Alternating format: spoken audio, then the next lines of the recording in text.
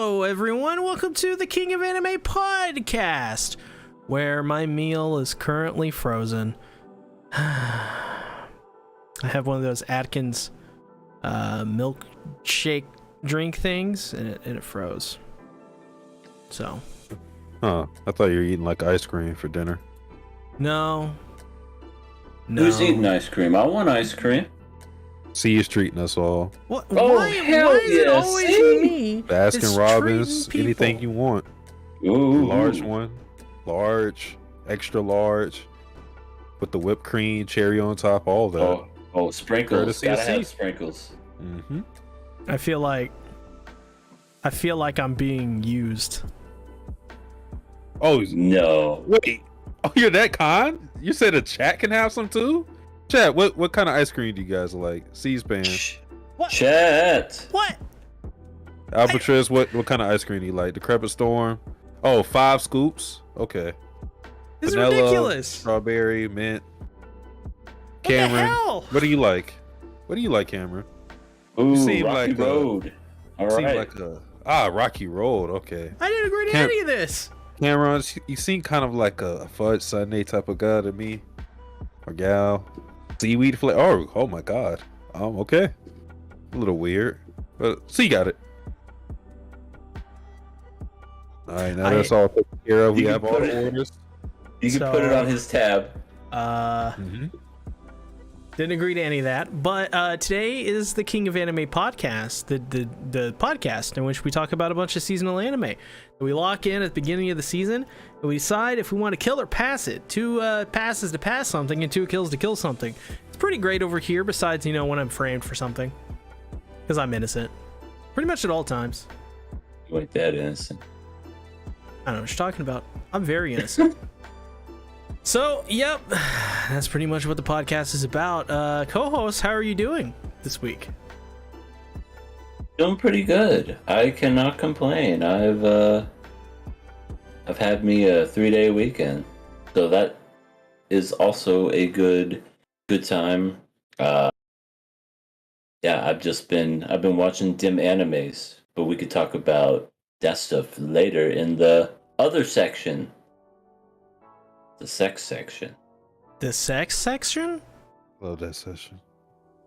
It's a great section. You see, Sasuke knows what I'm talking about. It's the adults only section. We have one of those? Yeah, we're all adults here. I think. What do we? I mean, except for all the people we watch on anime. That is true. That is true. We're all adults until we commit crimes. Then please just give us juvenile time, please. That rhymed. Oh. But yeah. Anyways, I think I'm in mid spirits, not high, not low. I have the unfortunate task of watching my Buccaneers play football later on today. That probably will be bad times, but I don't know. We'll see. It's like a mystery box with these guys. That's the 3rd time we referenced that in a row. Could be a boat. It could be a loss. Yeah, it's It's probably a loss. yeah, it's probably a sunken ship. Here we go. That is funny to think about it, because we do have like the whole ships and cannons and stuff. We're pirates. It pretty We're much. pirates. You need to have Johnny Depp to come save your team. Well, that's sad. I guess a reminder for everybody watching the podcast right now, or people just coming by, subscribe, because at 500 subscribers, we'll do face cams. That's right. This podcast, you'll be able to see all of our lovely and beautiful faces once we reach 500 subscribers. I cannot speak this week. That's fine. It's okay. I can't speak any week typically. So yeah, subscribe. And also remember to subscribe. 1 subscription equals 1 paid ice cream from Sea Tactics. Ooh. All right, don't subscribe. Never Wait, again. what? There's no reason to subscribe. No incentives. There's Just a don't. lot of. We like ice cream. Quit watching. Yeah. How about that? Just never watch again. Podcast is dead. And you killed it. My God.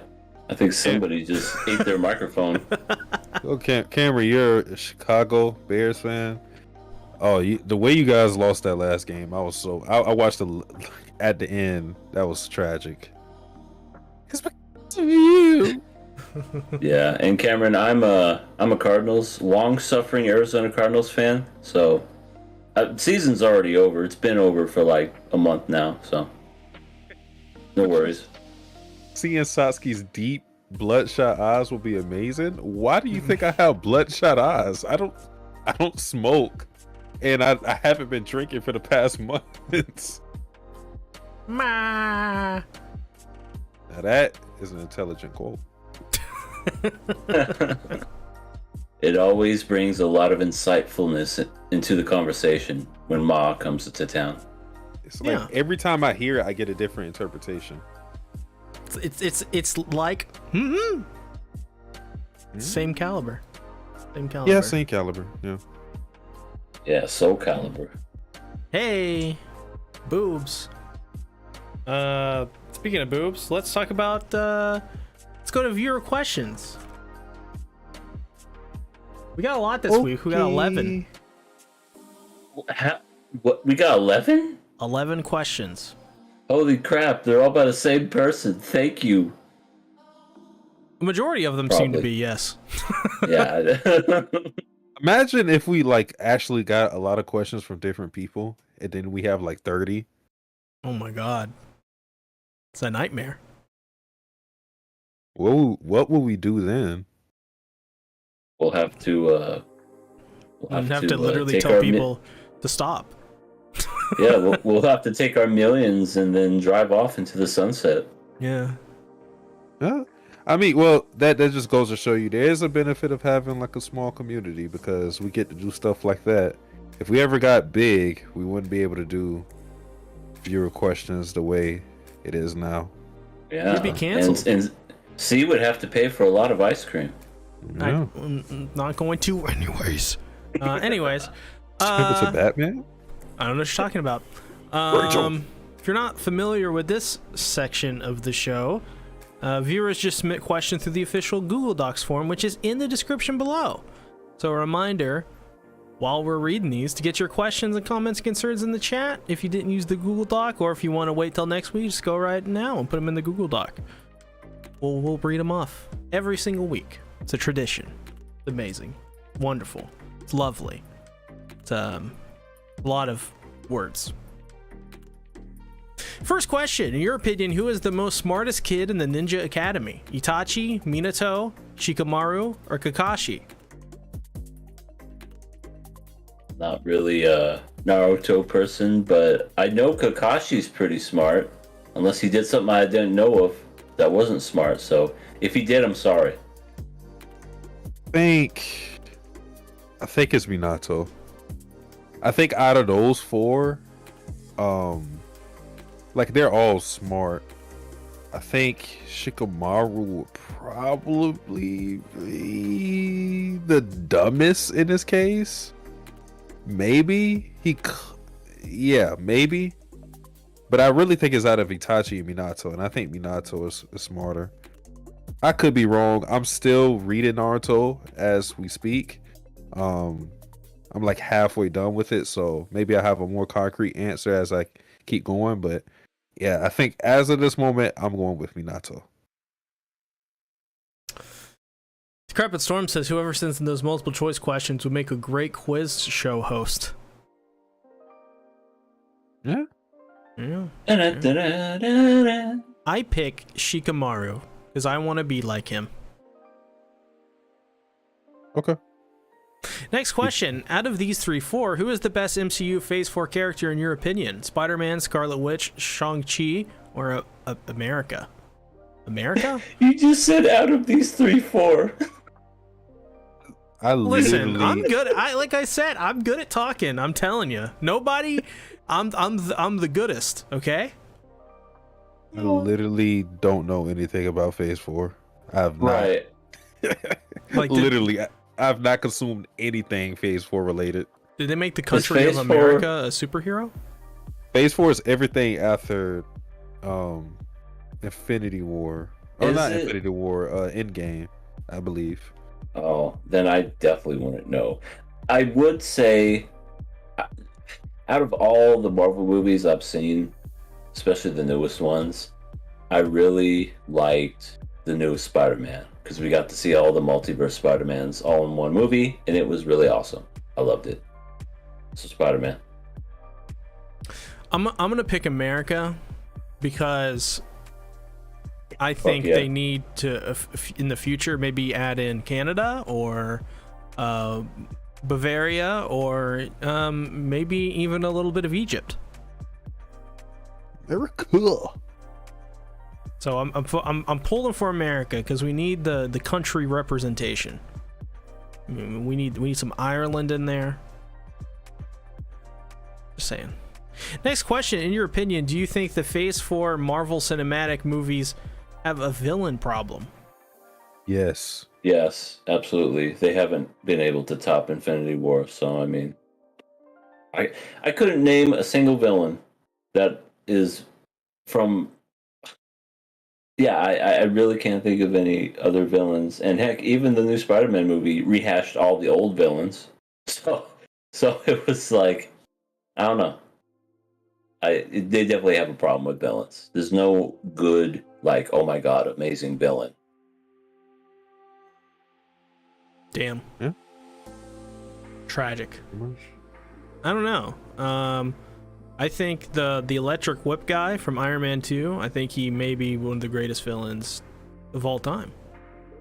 Whiplash. So we kicking C now? Or what? Yeah, Cut we're kicking him now. some cars in half. All right, next question. Who's winning a drinking battle between Satsuki and Makima? What the hell? I think it's Do you Makima. think who do you guys think I am? First it was the bloodshot eye question, and now this? Do you know how much Makima was drinking? Also, I like, can't do that. it's also like trying to outdrink Nami. You're just gonna lose. And I literally don't think I could just drink what she was able to drink. Like, just anything. Like, it could just be water. I don't think I could drink that much. Do you think she has cirrhosis of the liver? She has something.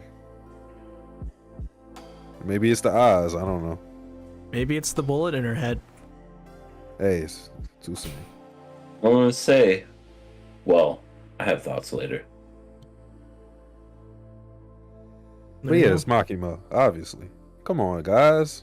Come on. She knows how to drink and apparently not even be phased and give lollipops to minors. She's better drinker. She's literally a predator. Yeah, You know that? she's talking to Chris Hansen. Why don't you take a seat? We know. She's the worst kind of predator. I mean, but all of them are predators except for Kobeni. Yeah. She All dead. she likes to do is penetrate. And get penetrated, I guess. I'm not sure what. Okay, next question. Who is the best representation of heroism in your opinion? Shiro Imiya, Moomin Rider. Main character from Resero. Shield guy from Shield Guy. Definitely not Shield Guy. What the? No, he's a dick. He's not really the representation of heroism. He's a representation of working your 9-to-5 job. That's who he is. Or you could just say like big fish in a small pond, because it's like he looks way better than what he is because everybody around him is so incompetent. It's like when So your true. competition is spear guy, sword guy, and who's the other one? Bow and arrow, right? Yeah, Maybe. boner arrow and Boner arrow? spear guy. Bow Uh-huh. and arrow. Boner arrow. Bone of my sword. I to me it's a toss up between Moomin Rider and Shiro Imiya. Shiro is more of a deconstruction of a hero. Because Shiro's like, I'm gonna be the hero, and then the entire series is like, no, you're not. Fuck you, piece of shit. But Moomin Rider, he's great. I like Moomin Rider. I'll go Moomin Rider. Yeah, I'll have to go with Moomin Rider as well. He's he never lets anything get in his way. I mean, he's weak as hell, but he's definitely the representation of heroism. You know, fighting in the face of fear, even if you know you're gonna lose. That's a hero. When he did that to Deep Sea King, my heart fluttered. I said, that is a true hero. And it has to be Moon Rider. And also stress. You should work on that stress. No. It was Wolf. I love him. Ski. Suke. Next question is the same question, but instead of those 4 characters, it's these 4 characters, which is Shinra for Fire Force, Deku, Denji, or Saitama. Okay, so same question, different people. Definitely not Denji. No. Let's Yeah. get that guy out of here. Yeah. Denji, yeah, just erase him from existence. Just, yeah. Also, Saitama, I can get why somebody would say it, but at the same time, he doesn't really care. I mean, at the beginning, I could understand, but now he's reached that point where he's just like, yeah, gonna play video games. I mean, he still is a hero, but I think Deku is like clear. I can't really say much about Shinra. I didn't watch or read enough Fire Force to give an opinion on that, but I think it's Deku.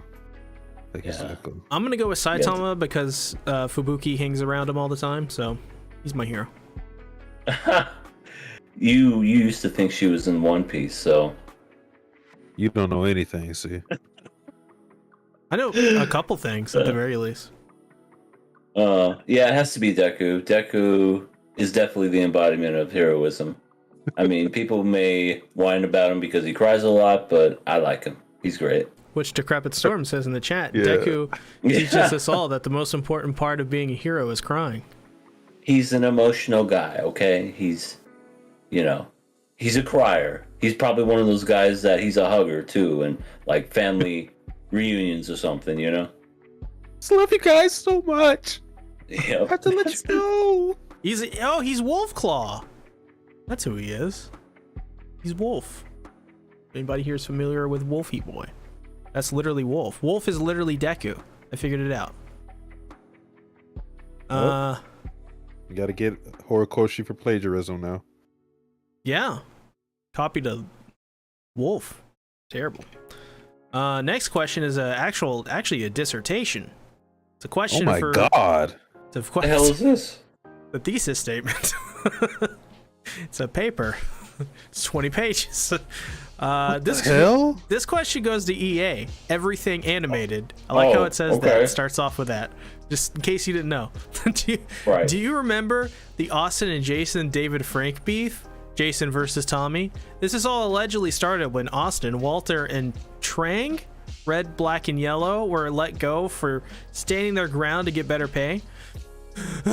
Austin stated the franchise was making $1 billion while they were getting paid less. He even said he wasn't even able to help his mom pay the bills. While we know Austin, Walter, and Trang took the stand along with half the staff for better pay. Frank, Johnson, and Yost, Green, Pink, and Blue were supposed to stand up with them, but they were cut a deal to stay. This was kind of a stab in the back for not supporting their fellow co-workers, but they were all young, where each party was taken advantage of when the franchise was booming. Would you fault Jason and the others for staying when they were supposed to support Austin's camp because they might have got their way, since Saban probably wouldn't get his way if he ended up replacing the whole cast? That's the question. Okay. Yeah, that's a lot to digest. Well, I guess to kind of like put it in this, I guess I could just like break it down easily because I'm not too familiar. I mean, yeah, I understand that's why they got replaced, those 3 Rangers, and they wanted more money, and then essentially that's kind of what the outcome was, is they all got replaced except for the other 3, you know, Tommy and Billy and Kimberly. They all stayed. So, on one hand, I understand why those three would stay because, I mean, if you love doing it, especially at the height of the popularity as it was, why not? And I think at that point they had like that movie deal, so they were probably going to make more money with that. Um, as far as the other three that eventually got replaced and they wanted more money and they eventually went to other places, I don't know. I think overall it was not too bad for them. It seems like they all managed to do their own things in the long run. But I guess at the current moment in time when it did happen, and this is all, I don't even know if this stuff is true. This is all alleged. So unless for some reason it is true and I don't know. But I mean, I guess it would be kind of messed up if everybody agreed to be like, okay, we're all going to boycott and they should all pay us fairly. Now, if you all agreed on something and then some people just backed out at the last minute, yeah, that would be a jerk move in my opinion.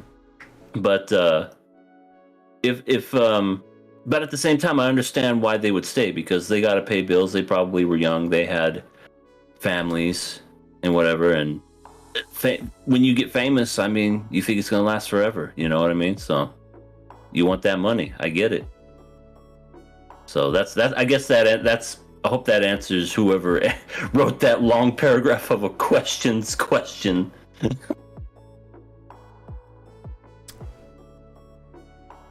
Yeah. Cameron, I will say Cameron, as Decrepit Storm says, echo him a little bit here. But we have that problem quite a bit. A lot of people, like, their questions don't show sometimes, and I don't know why that is. I don't think I have. Well, I think Cameron just said he just sent them. So, I mean, I don't know if there's like a refresh on your end or something. Oh, the forms. Oh, yeah. Well, those. Yeah. We'll get to those next week. Sorry for not being more clear on that.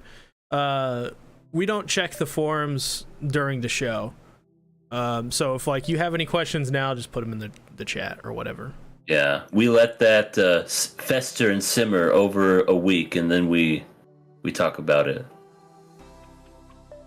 Well, okay then. Okay. Yeah. Next question. Captain America: Civil War. Which team are you? Team Iron, Team Captain, Team Zemo? Iron What was Zemo again? No idea. I don't remember. I'd probably have to go with Team Cap, just because I don't even remember who was on the team, but you know, it's Captain America, and with him and Iron Man fighting in Civil War, badass fight, love it. Shield doesn't belong to you. Here you go, take it back, whiner. Do you want me to recap the team? Yeah, please do. Okay, so Captain America, on his side, he had Winter Soldier, Nice. Hawkeye, Scarlet Witch, and why do I always forget this guy's name? Falcon. Iron Man. Oh, there's more people too, but like this is how it started off. Iron Man had War Machine, Black Widow, Black Panther, Vision, and then later Spider-Man came in. Yeah, that is pretty cool, actually. I mean, like, alone, Captain America having Scarlet Witch, Yeah. would give him, but she wasn't at her full potential then. So, but yeah, I was Team Iron Man the whole way. Not even just talk about like the people involved, just their whole like beef they had. I was on Tony Stark's side. Well, I mean, I guess for me, I guess I cut off the fourth option there, because the fourth option, I'm gonna pick that one. That's Team Sean. Why? Fuck. There's no reason. He plays Berserk in Berserk. He's the voice of Berserk. Why would I not pick Team Sean? How do I boycott this? Like, what do I do? Team Sean's the best one. Gotta join like a union or like what? We just gotta fly to Tennessee.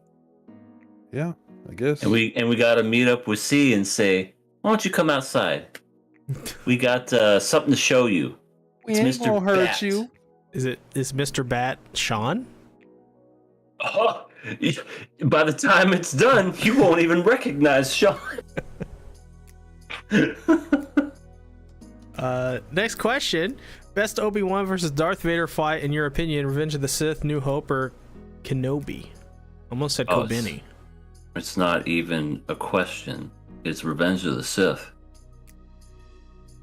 I mean, they're fighting in lava, they're doing flips and shit, and, you know, you have that famous, "You were the chosen one! I hate you!" Like, that was just all awesome. New Hope, they were old as fuck, just clacking their swords together going, "Man, we suck." And then, I didn't even watch Kenobi, because I don't like what Disney's been doing to Star Wars, so I refuse to watch it. I pick Revenge of the Sith. Yeah, same. Yeah, I already went over it pretty great. Next question, penultimate question. Don't you agree that Fiona did a great job in the tennis tournament and deserves a foot rub? Light ruler. I mean, yes. All right. Like, yeah, we don't have to go further than that. Just yes. All right, next question. Great. Since everyone likes Tyga, tell us one thing you each like about her. I hate her altogether.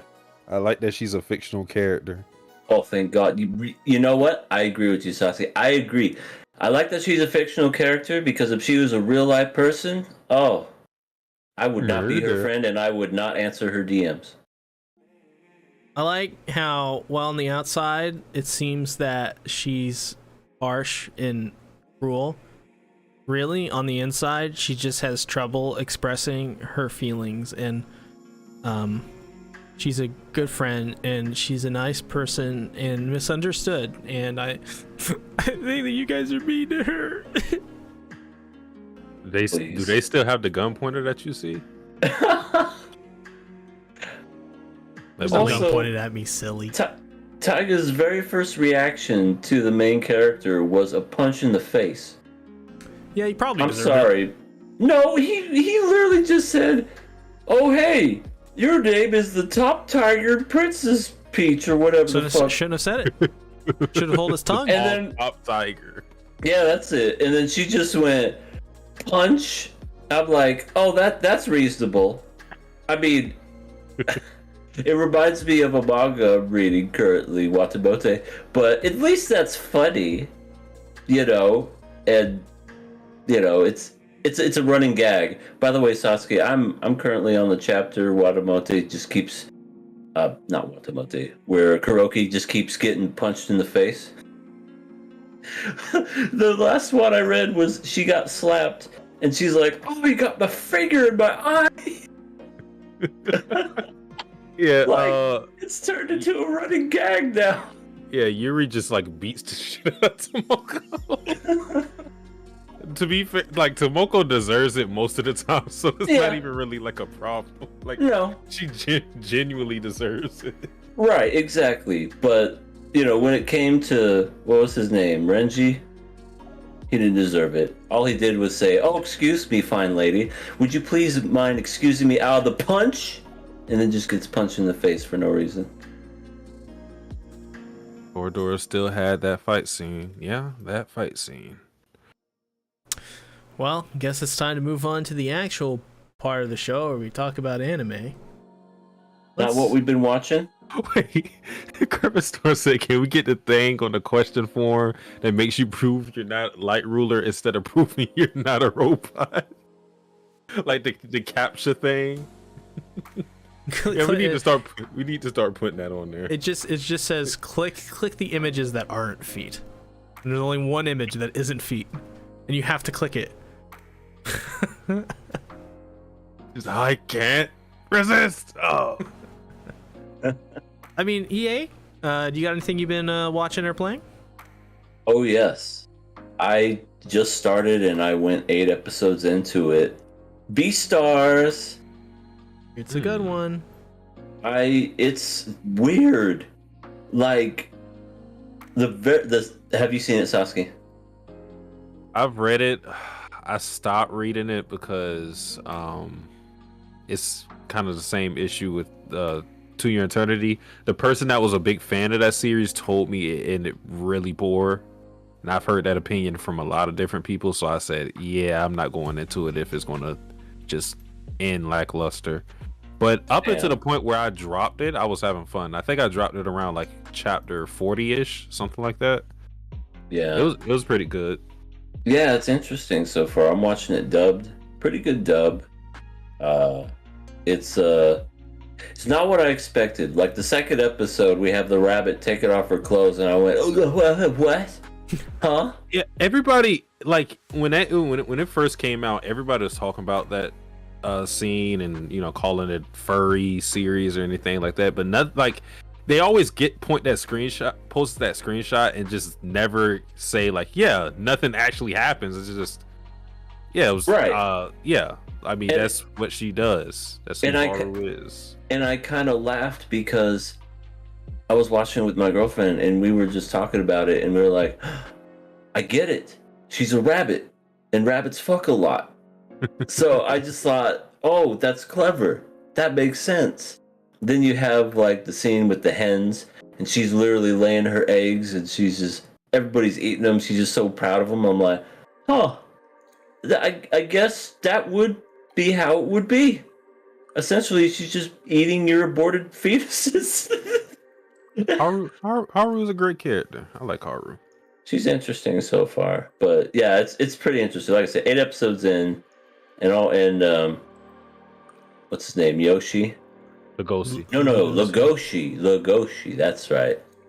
Yeah, he's pretty cool. He wants to devour, but not. And then just the whole black market scene. I'm like, oh, that's cool. But anyway, that's what I was watching, and I also. Oh no, that's it.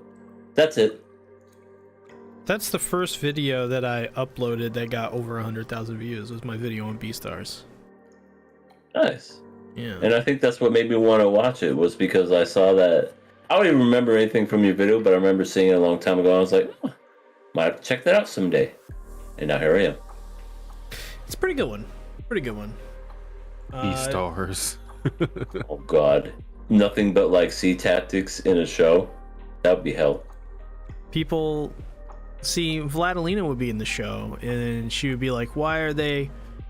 She'd be defending me. Wonder why. They would all. You kidding me? In the show Sea Stars, everybody would be coming after Vladilena. It would just be a wave of sea tactics, just running. Hey, how's it going? Hey. It's and then she'll have to fight me. I'll be the Legion. She's just running away. Tascade!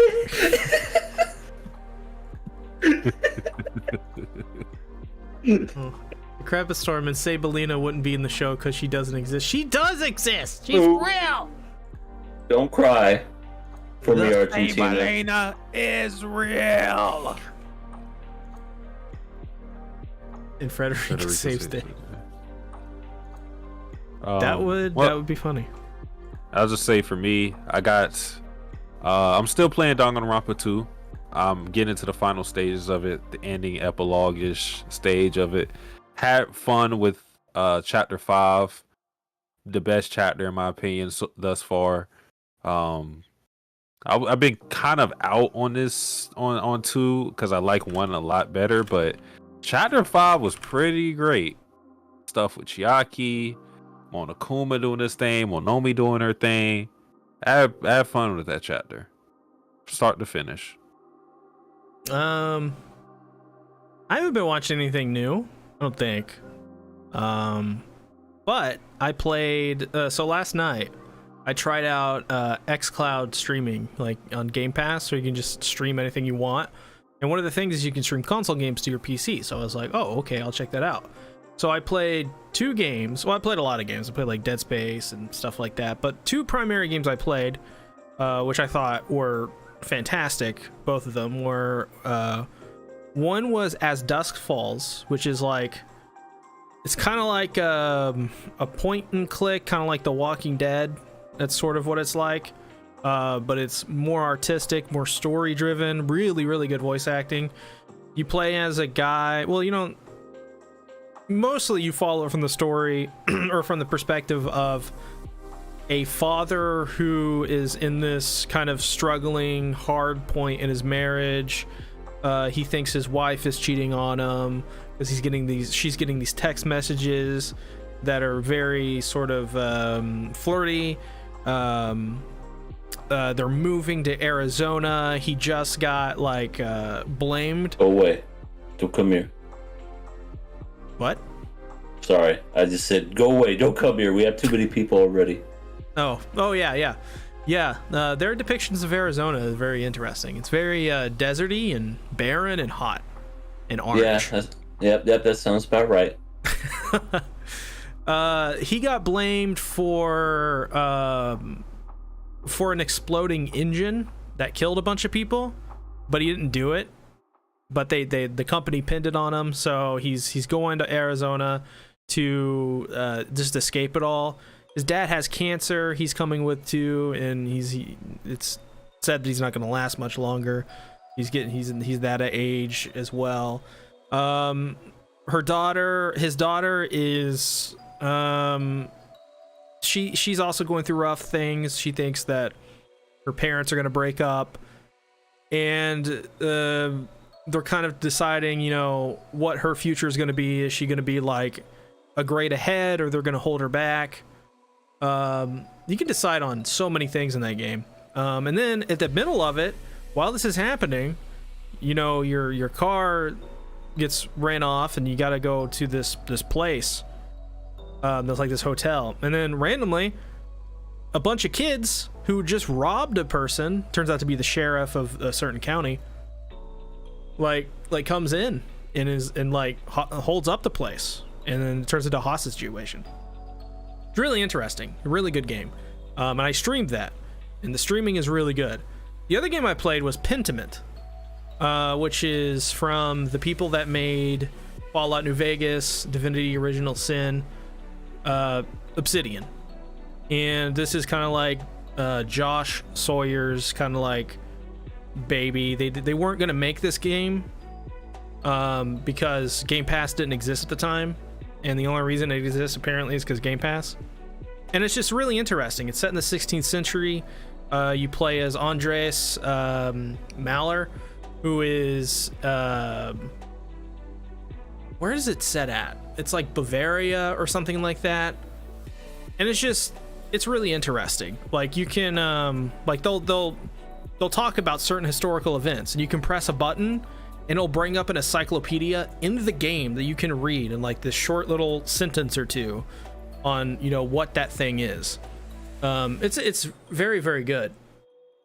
Oh yeah, and Carp says Vampire Survivors. Don't forget Vampire Survivors. I played that too. Yeah, that was fun. That was interesting. That one's just a roguelike that's just really simplistic. You don't die much in that game, even though it's a roguelike. So it's interesting. But that's what I was playing. Anything else? Nope. Nada. All right. Let's talk about F, A Tale of Dankery, Episode 8. Fly high, into the new world that I see. Fuck K. Yeah. Okay. Yeah. Went from- K and her fake injury ass. It went from poor K to what the fuck, K? Real quick. Yeah.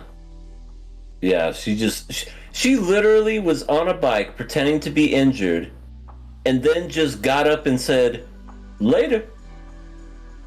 I was like, dude, what the hell? Because, I mean, I guess I can understand the argument or whatever, but still, she was faking an injury. Now, if she was like, I don't know, walking on her own power and just being like, oh, I should probably rest this up. No, she was like, I am dying. Please, Reggie, save me. Well, Wasn't saved. she's injured. It's just she's really embellishing it, of course, so that she can be taken care of. Nah, it's just a flesh wound. Just walk it off. Just walk spit it on off. Mm-hmm. But yeah, I mean, but I say fuck Kay, but she's not. She's a good character. What's interesting is I feel like she is the exact opposite of another Shaft character, that being Sayaka from Madoka Magica. Because if you remember her plot line with her love interest, the guy who was wheelchair bound, but then she saved him. Oh yeah. Her whole plot line was that she never admitted her love for him, and then that became her undoing because he told me stole her away from him or from her, and she never felt that she could confess because of how her body became and all that stuff. And it's like, while Kay is just, she's going for it.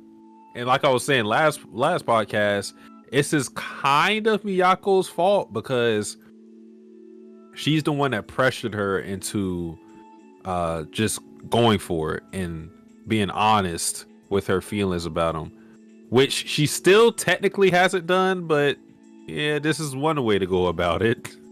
Yeah, by lying, cheating, and stealing, Eddie Guerrero style. A lie, a cheat, a steal. I mean, some people have their talents, you have your own. Mamacita. Yeah. Yeah. Yeah. Yeah. We all Kay, feel bad for Miyako. That's our Yeah. that's our girl. that is. She needed a hug, and she got one from what do you call her? See, The nun from the nun. Holy Church of God, Vatican, and the religion. Yep. There you go. She gave Miyako a big old hug, which, as great and as wonderful as that scene is, she should have went to the guy's house earlier. Yeah, probably. You know what I mean? She's just like, I want to see him. He probably wasn't even there. Oh no, that's right. He wasn't there. He was actually going out to see her. And I'm thinking to myself, why didn't he bring his phone? Dumbass. You know, that'll save that exchange. Like, hey, I'm here at the fountain. I'm a little late. Where are you? Oh, I'm at your house. Oh shit. All right, let me turn around. Yeah, I guess you got to give him credit because he tried, but it's kind of like, bro, it's been a day. What the? Right. It's dark out. You guys were supposed to be meeting. There was still light. Yeah, I don't think I would even expect somebody to be at that same spot after all that time. Oh hell no! I would have assumed that they flaked out or ditched. I would have been like, "Yep, I'm going home."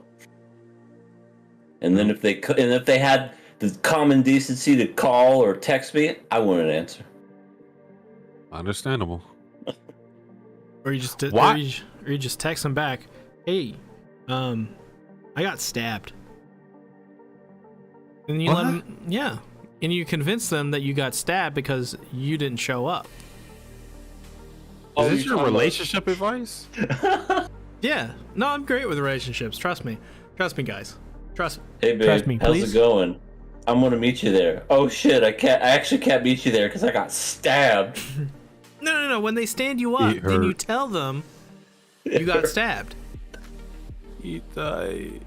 He Yeah. died. He died. And then you film a video where you're on the ground and you're doing that. You're holding your stomach and you're going, he die. And then you send it to him. And then that is how they break up with you, like that minute. Actually, that's how you break up with them. You flip it on them. You know what? I know I was late, but you know what? Fuck you. I'm breaking up with you. He died. I got stabbed. I got stabbed. You know what? I don't want you. Oh my god. It works. Can somebody tell me why? This is the second or third time I brought this up. Why is it that everywhere they go is some desolate area with no population? Like, it's almost like these characters are the only people that exist in this world. Didn't and have people enough only CPU show up. power. I guess Couldn't render they didn't those load in all the NPCs. NPCs. Yeah, couldn't do it. I mean, watching it through again, I never even thought of it that way, but you're right, because Miyako is on a fucking bridge that's like destroyed. That's what And I'm she's just talking like, about. Yep, this is normal. Like, why are they allowing like civilians to access that area? Like, somebody could just jump off that, or just an accident could happen. Anything. Mm-hmm. It's just like yeah, it happens. Right. That's Like, a very good question. Is that like the place where like Babidi had Boo like use a key blast on to destroy it to draw out Goku? Oh my god. I think that's the city that they destroyed. That must have been. Because not only was that street like messed up, if like they showed a shot of the city under it, it was all destroyed. That's true. Yeah, I don't know. To be honest, this is. I think C Tactics was right. This is the world of Fallout. This, all the radiation poisoning, and we're just waiting for are the death claws and the Brotherhood of Steel to show up. I mean, Kei and Miyako were glowing, so they were glowing at the beginning when she gets out of the shower, and then they're blue and red. Yeah, maybe. Holy shit. Maybe they live inside the radiation. Maybe there's some of the glow. Maybe they're ghouls. They're ghouls. They're just, hey, smooth skin, want to get some bottle caps? Hey, By the smooth way, skin. By the way, Alpha Telememories, I know it's been a decade plus, but we don't want fan service with your characters.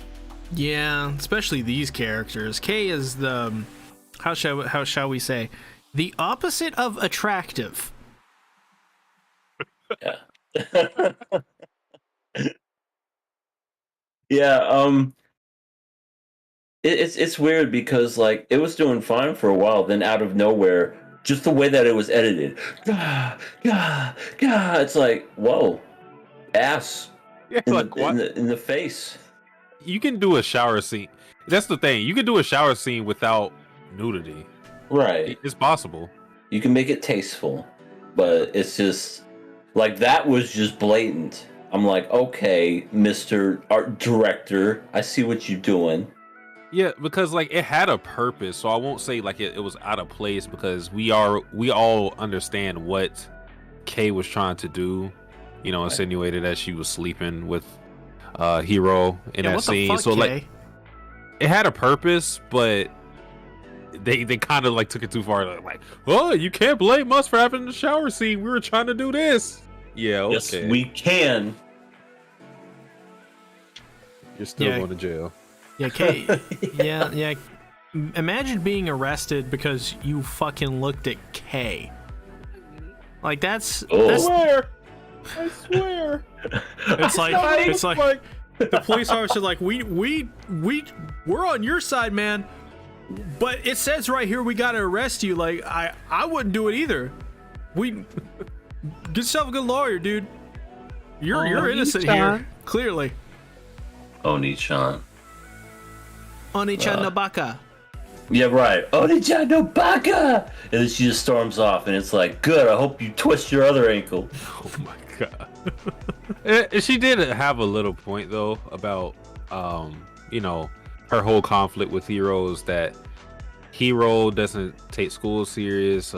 He keeps, drawing manga through it. He doesn't really care about himself too much. So I think Kei just wanted to show him how hypocritical he was being with how he was trying to look after her and her injury. But it seems that she's actually serious about basketball. So, yeah. Yotsuba. What? Yotsuba. She's into basketball. Oh, Yotsuba plays basketball. Yeah. Yotsuba could take her. She could take Kei in a one-on-one. Oh yeah, for sure. And Yotsuba never had an injury like this, so I think any of those quintuplets could take Kei in a 1v1. Maybe not Miku. Yeah, Miku. She doesn't seem the athletic type. Well, she's probably read The Art of War. She would know. Oh, okay, that's true. She just go for the ankles. Or gives her burnt food. It's like your. There you go. There you go. Yes. Well, she got better at the end. In fact, she got her own pastry place at the end. Good for Miku. Good for Miku. She deserves happiness. I'm gonna go see that movie this Tuesday, tomorrow. Guess with who? Oh, your mother? My mother. Woohoo! And I haven't told her what it is we're gonna go see, but I'm like, we're gonna go see a film. He's like, is it another animated film movie? I told her it was an anime, but she was like the Demon Slayer one, and I go, we'll figure it out when we get there.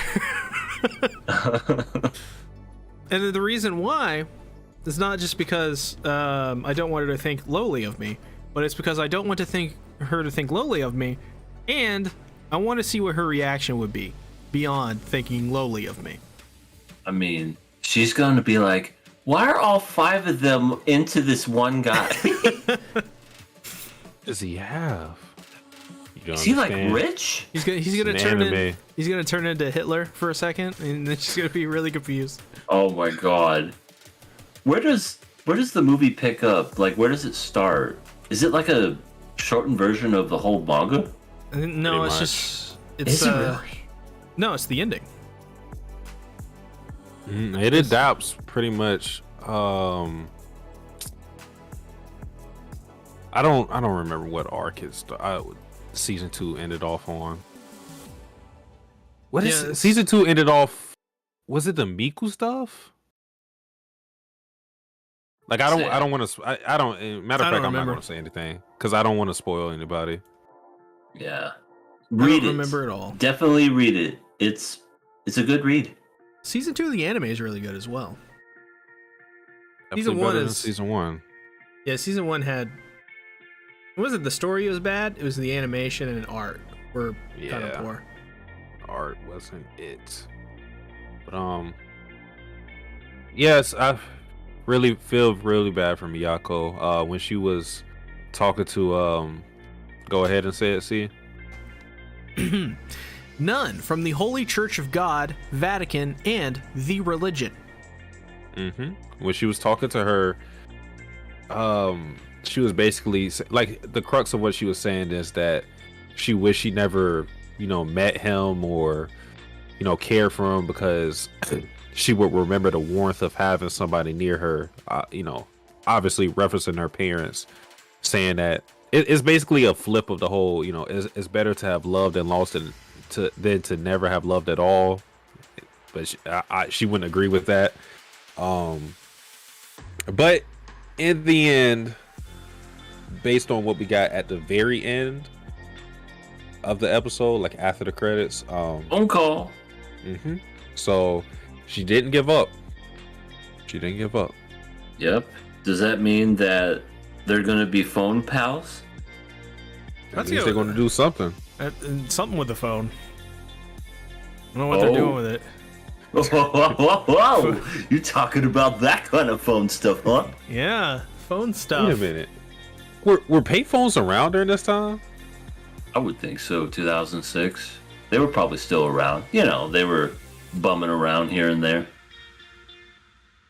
I'm trying to remember. Like I still remember payphones, but I think during this time, like, you would maybe see like one for every 30 miles. Like, it was rare to see them at this point.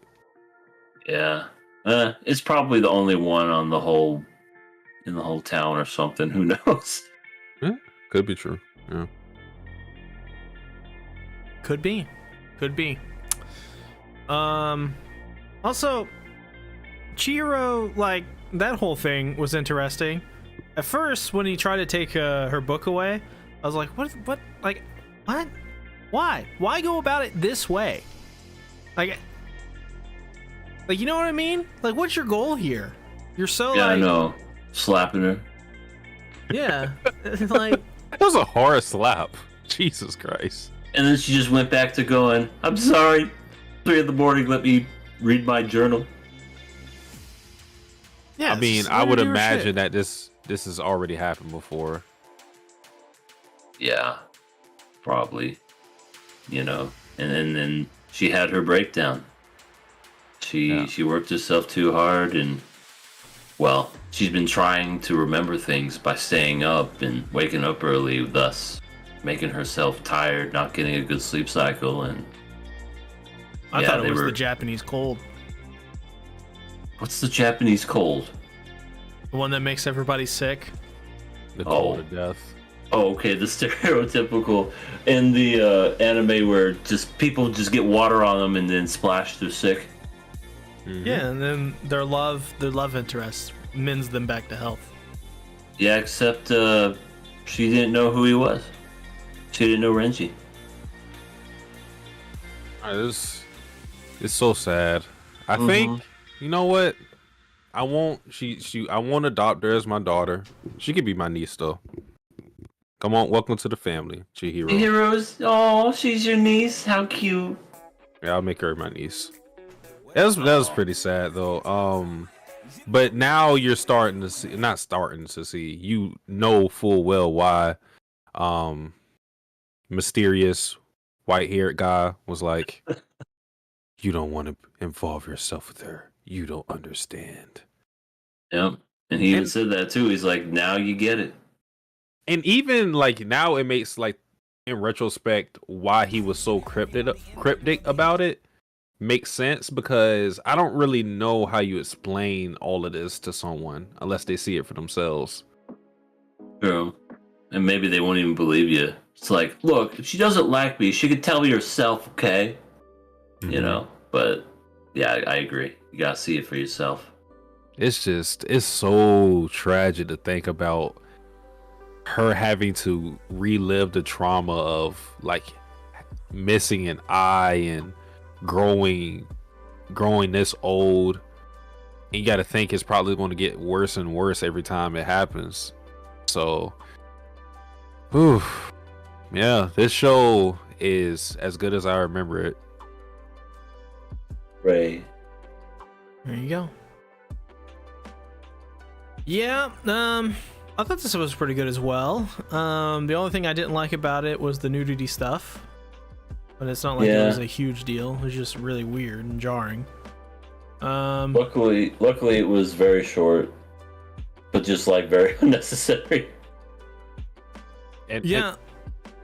Oh, sorry. Continue, and, Saucy. I was gonna say once again, what's that guy's name? Kyosuke. Renji. Kyosuke doesn't do anything in this show. Other than film people. He's just there. He feels so disconnected with every plot. Yeah. Maybe he could film Kay dropping over and breaking her ankle and being like, "Eat that." You should ask him to be your editor. Hey, Yeah. there we That's a go. good idea. You could replace your current editor. Yeah. Like he'll probably do it. Like all you have to do is like agree for him to film like you at a weird moment. Yeah, that's not like that's have him ever film happened you before. on the toilet. That's not a weird moment. That's a normal I moment. have to capture you while you're You're defecating. beautiful the way you are. You're like, I'm just eating, man. Leave me alone. Kylan Bell says, tapping in. How you doing? What's good, Kylon? Hey there. My boy. Would you like some tea? I got some tea. We don't trust T after watching Ray Zero. Oh, right. Okay, well, never mind. No Or- tea for you. After our next show, To Your Eternity, Season 2, Episode 7. Ha! Oh, such a good segue. There was no tea in this. There was no tea here. There was zero tea. So smart. So smart. I'm big smart. Super Lied. super tall smart. This That's never phony. happened. You got the phony. great big phony. No. Look. Remember first episode, Tanari, Crazy T? No. But it's poison? Hey, Oh, hey that. everyone! A phony lives here! A big fat phony! So this episode felt sort of like just an episode to build up towards the next episode. We got kind of that, a lot of that throughout this entire week, but this one in particular definitely felt like we had the big thing from the last episode, and this episode was building up to the next probably couple. And if that's what it was, its goal, then it did pretty well, I think. Fushi broke out from his prison cell, and Yeah, no cell can keep him down. yeah, which is to sort of be expected. I mean, the guy, he's an immortal, so. But and then he breaks Tasty Peach out of prison and starts throwing sleeping poison at the alligators. And freaking, he now has a new attack method. He can literally melt steel with his hand with lava. Yeah, they didn't think about that, did they? And I didn't think about that, to be fair, but Yeah, he can literally kill people now. He's like, oh, you want to burn me in lava? Well, have a little taste of lava. they literally made Fushi a little overpowered by doing that. His weakness became a strength. He was trapped in there for what, 2 weeks? I believe so, yeah, something like that. It felt like a good while, but the chair got skinny, and there was like a boy, poor boy, that lost his mom.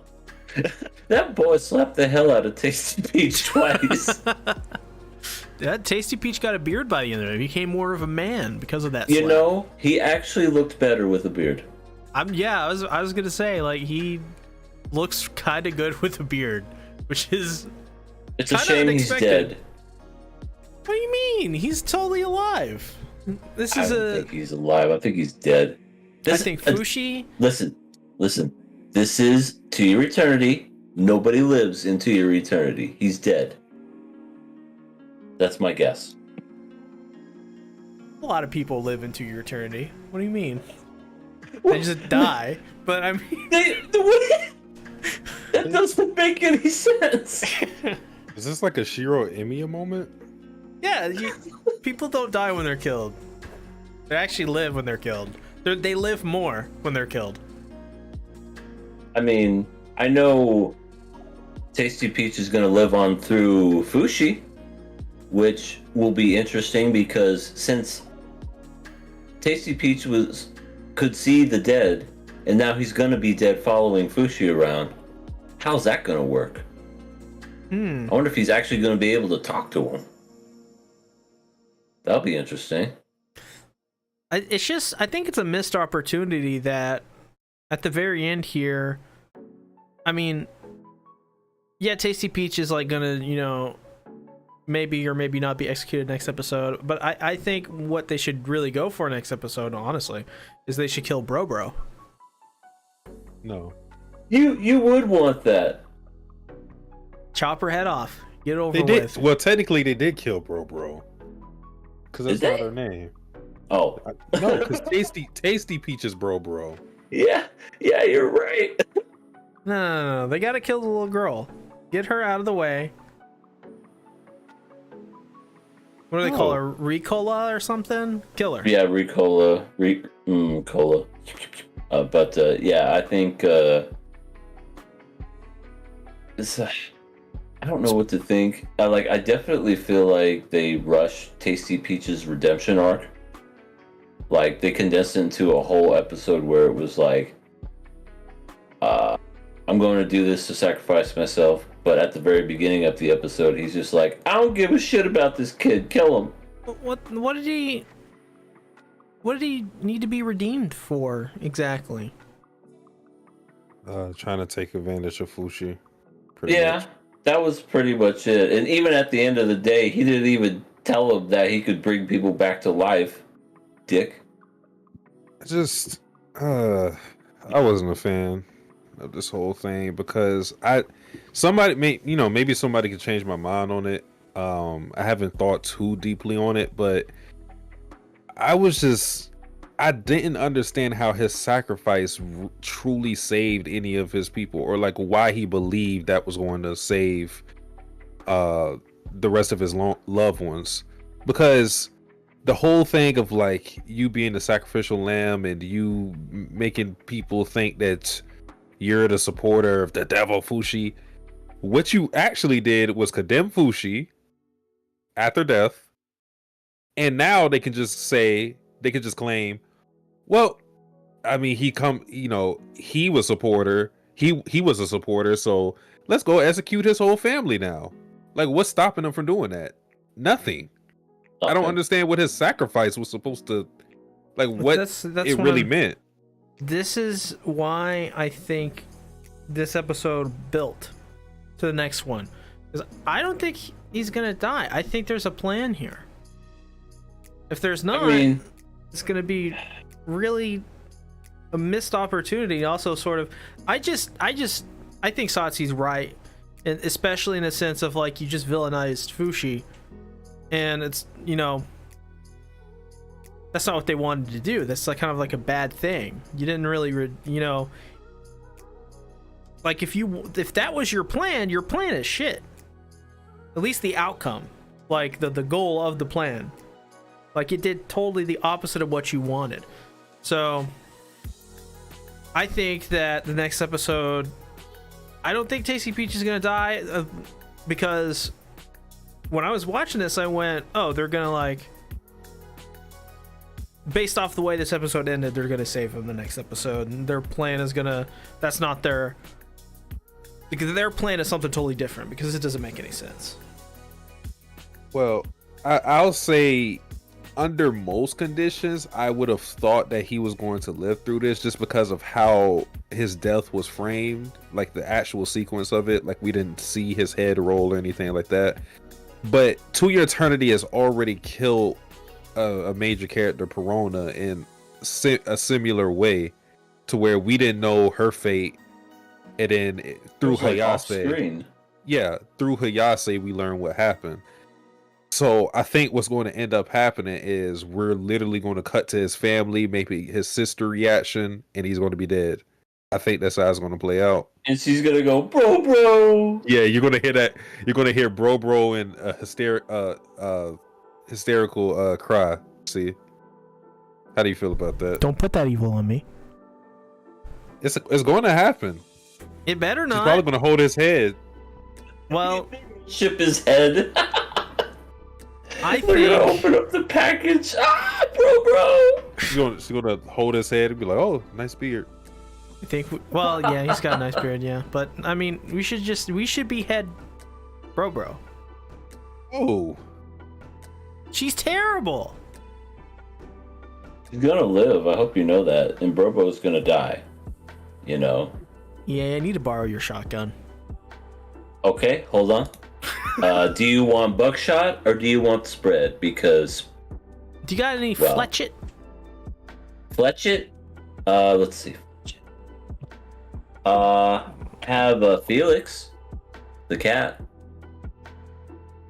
I'll not take the cat. You'll take it? Perfect. All right, here you go, man.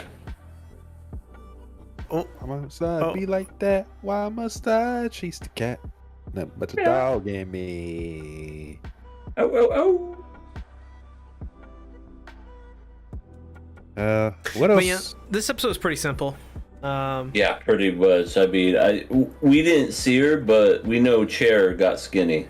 So now all of a sudden she's going to be attractive to Tasty Peach if he is alive. And I'm going to be like, boy, you deserve to be beheaded. How in the world did she survive that long? Because She like lived she wasn't off of eating. her, She wasn't you know. eating. It's crazy. Yeah, she lived off her fat. I mean, yeah, you can survive. I mean, like that, but that's actually true. Like you can, with your fat, like you can live longer, based on a situation like this if you're starving yourself. But I don't know, Your muscle mass goes away if you do that. Oh, absolutely. I know, like, it's not going to be the best way, but watch. She's going to get up and she's going to be like, I'm totally skinny and I'm pretty now. It's like you lost so much muscle, you can't even walk or stand up straight. How are you living? Crawls up the steps. She's like, I'll be your chair, Fushi. Breaks and bends in half as soon as he sits down.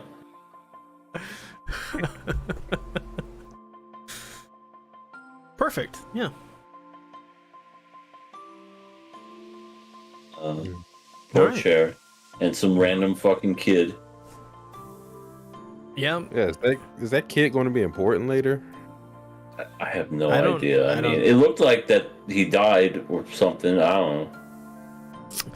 His role in this was to slap Tasty Peach. Slap the beard onto him. When do you sign out for this job? Take an application here at the Used to Be a Chair Inc. I'll take it.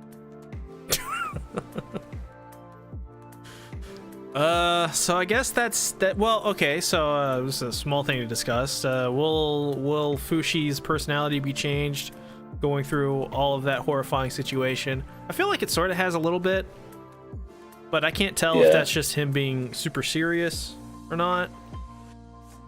Yeah, he gonna start melting faces. He's gonna turn into evil Fushi. It's good, Kaneki. Now that I think about it, yeah, he's definitely dead. I just remember Chair Sama was asking him what's his favorite flowers or whatever. They're putting those flowers on his tombstone. He's dead. No, they're gonna. That's his favorite flowers to eat. That's his favorite No. meal. He's He's dying. How you gonna eat flowers, see? Huh? How do you think he got the name Tasty Peach? He ate them flowers. That's a peach, not a flower. I rest my case. Oh, no, you don't. This is worse than your presentations. I don't know what you're talking about. Tasty Peach is gonna live. He's gonna be The great. PowerPoint. They're gonna kill Bro. They'll live happily ever after. Again, this is to your eternity. No one ever lives happily ever after in here. Well, Now the antagonism is going to be the church. Yeah, yes. pretty much. It's not going to be the tumor. It's going to be the church. Duma. I'm okay with that. The church is usually a good villain. I mean, the Shield Hero church was way more threatening than this church. Yeah, they really were. This That is church true. is just like, I make up stuff and you do what I say. Kind of like how real church is. Oh! I think that's because they don't have a figure that, like, you look at it. Like, you look at the head of the church, you don't look at him, you go, like, it's like some random guy. Like, we need, like, evil Pope. Yeah, he doesn't have a commanding presence, especially in this episode where he was like, "Oh, the devil spoke to you." I don't understand, because at times they don't. When Tasty Peach was talking, they wouldn't believe him, and then other times they would wholeheartedly believe everything he said. Yeah, I noticed that too. I was kind of thinking, shit. If that was the case, you should have said the devil wanted you to release me, and they would have been like, okay, fuck, leave. And then they would have been alive. But, I mean, I don't know. I don't understand the consistency of the church of what they do and do not believe. They have a dude that literally transforms into anything. Nah, that's unbelievable. But then all of a sudden, you know, why is your cage broken, Tasty Peach? Well, there was a devil with purple wings and red eyes that said that they were going to do this. Like, oh shit, I believe that. I wish there was more of a conflict, because considering that Tasty Peach is the prince of an entire kingdom, you would expect, because they have an army, you would expect them to, at the very least, try to do some, try to battle for their son. They tried to pay out a ransom at least, but that's it. Like, nobody came over and tried to release him or anything like that, because he was just in a cage. Anyone could have just burned the rope or something, and they just left him hanging all those days. That is true. The parents were just like, We they declined our offer to save them. Their loss. He'll be fine. Here's my theory. Gather around, people. C has another theory. Well, next episode, right? Where we just talked about how maybe the church needs some opposing figure, right? So next episode, God. Fushi, rescues Tasty Peach, and out from the shadows, you hear the clicking of the footsteps, and out as he comes out from the shadows, you hear, Democrats, they're blood sucking vampires. God. Alex Jones. Oh my. The Alex villain Jones. of To Your Eternity. He would be a more compelling villain than these guys we have now. I mean, Fushi, to be honest, yeah. I think it's really cool that you're immortal and all, but let me introduce you to my friend Kanye. And brings on Kanye. God. Alex Jones would definitely not believe that Fushi is immortal. I don't just believe wouldn't you're believe it. immortal. I Yeah, believe he'd be Hillary like- Clinton's immortal, and the Clintons themselves are immortals. They've been alive for 200, 300 years, and that's my friend over here, Nick Fuentes. He's seen it. He got the proof. I'll tell you the proof right now. I got it right here, but we had to take the notes off because we had to get some other notes. But I can tell you right now, the socialist globalist vampires, Hillary Clinton, Bill Clinton, and their emails, they're evil.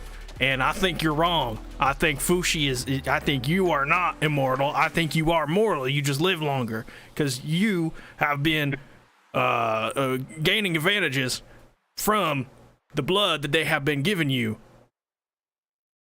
Damn. Spot on. That's pretty good. All right. Well, So we're all in agreement. Next episode, take Alex your- Jones. that and also Peach is dead. So R.I.P. Peachy. The peach is rotten. It's no longer tasty. The peach is no longer tasty. It is dead and rotten to the core. R.I.P. Next show, Mob Psycho 100, Season 3, Mob. Episode 9. Mob. What'd you guys think about this one? Can I say? Say it. Tsubomi, the best, the greatest. I'm so glad that they made Tsubomi a likable character in this season. At least for me, because I look at her completely differently. She had a line of dudes asking her out around the school. And she And took she- the time to turn them all down. Yeah, assembly line of nope. Sorry, nope. Like not that I've had a line of people confessing to me, at least not last yet. week. Not Oh, not sorry, recently. Rob, Yeah. sorry, not recently. Yeah. It's been a minute. But like, I don't think I would have the patience to turn them all down. I would have just been like, "Hey guys, I don't like you. See ya." But she took the time to, give him the whole rundown. And when that one guy wanted like an explanation, she just said, like, "Do I need to explain to you?" And yeah, like that's why I like her, because she's very blunt. And yeah, he doesn't really need an explanation, especially because she was trying to protect him, because it's just like, I don't really know you like that. I don't like you. Because nobody wants to actually hear that. Like, people Right. ask that question, but no one actually wants to know why.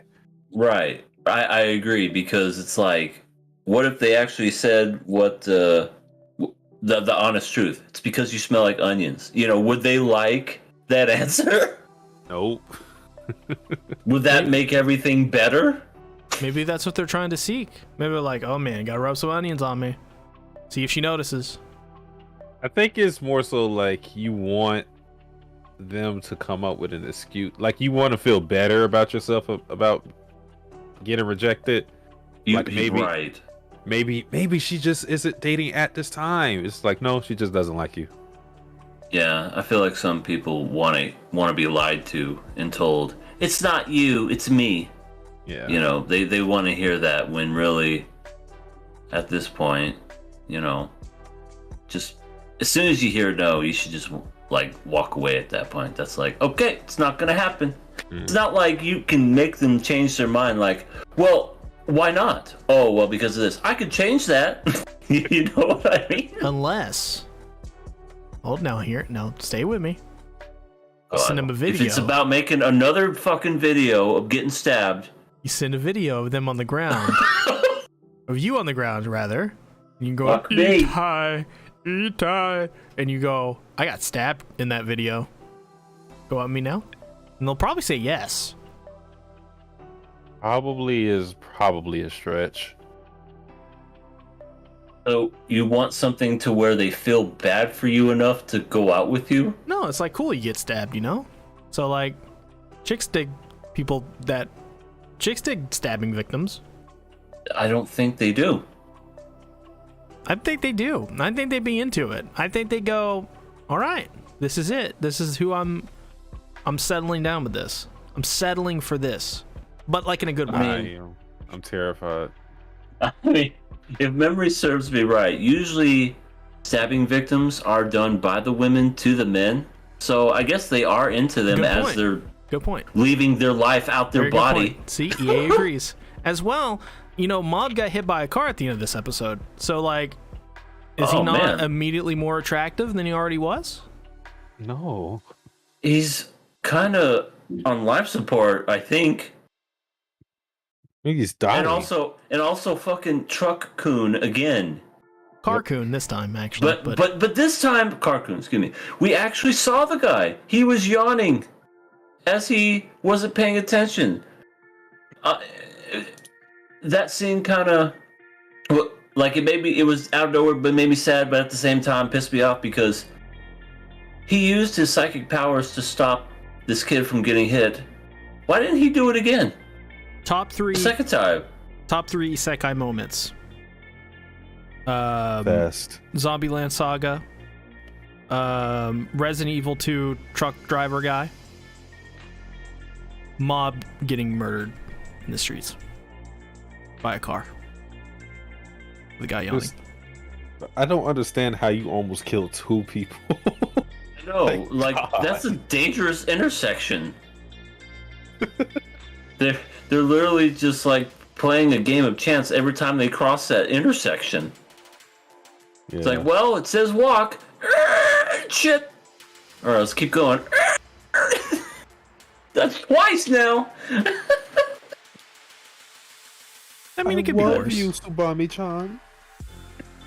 I You got love another wolf. Is You got this another a- wolf. Is this a fucking like thing this season where I we're hope turning it love remains a into thing. love?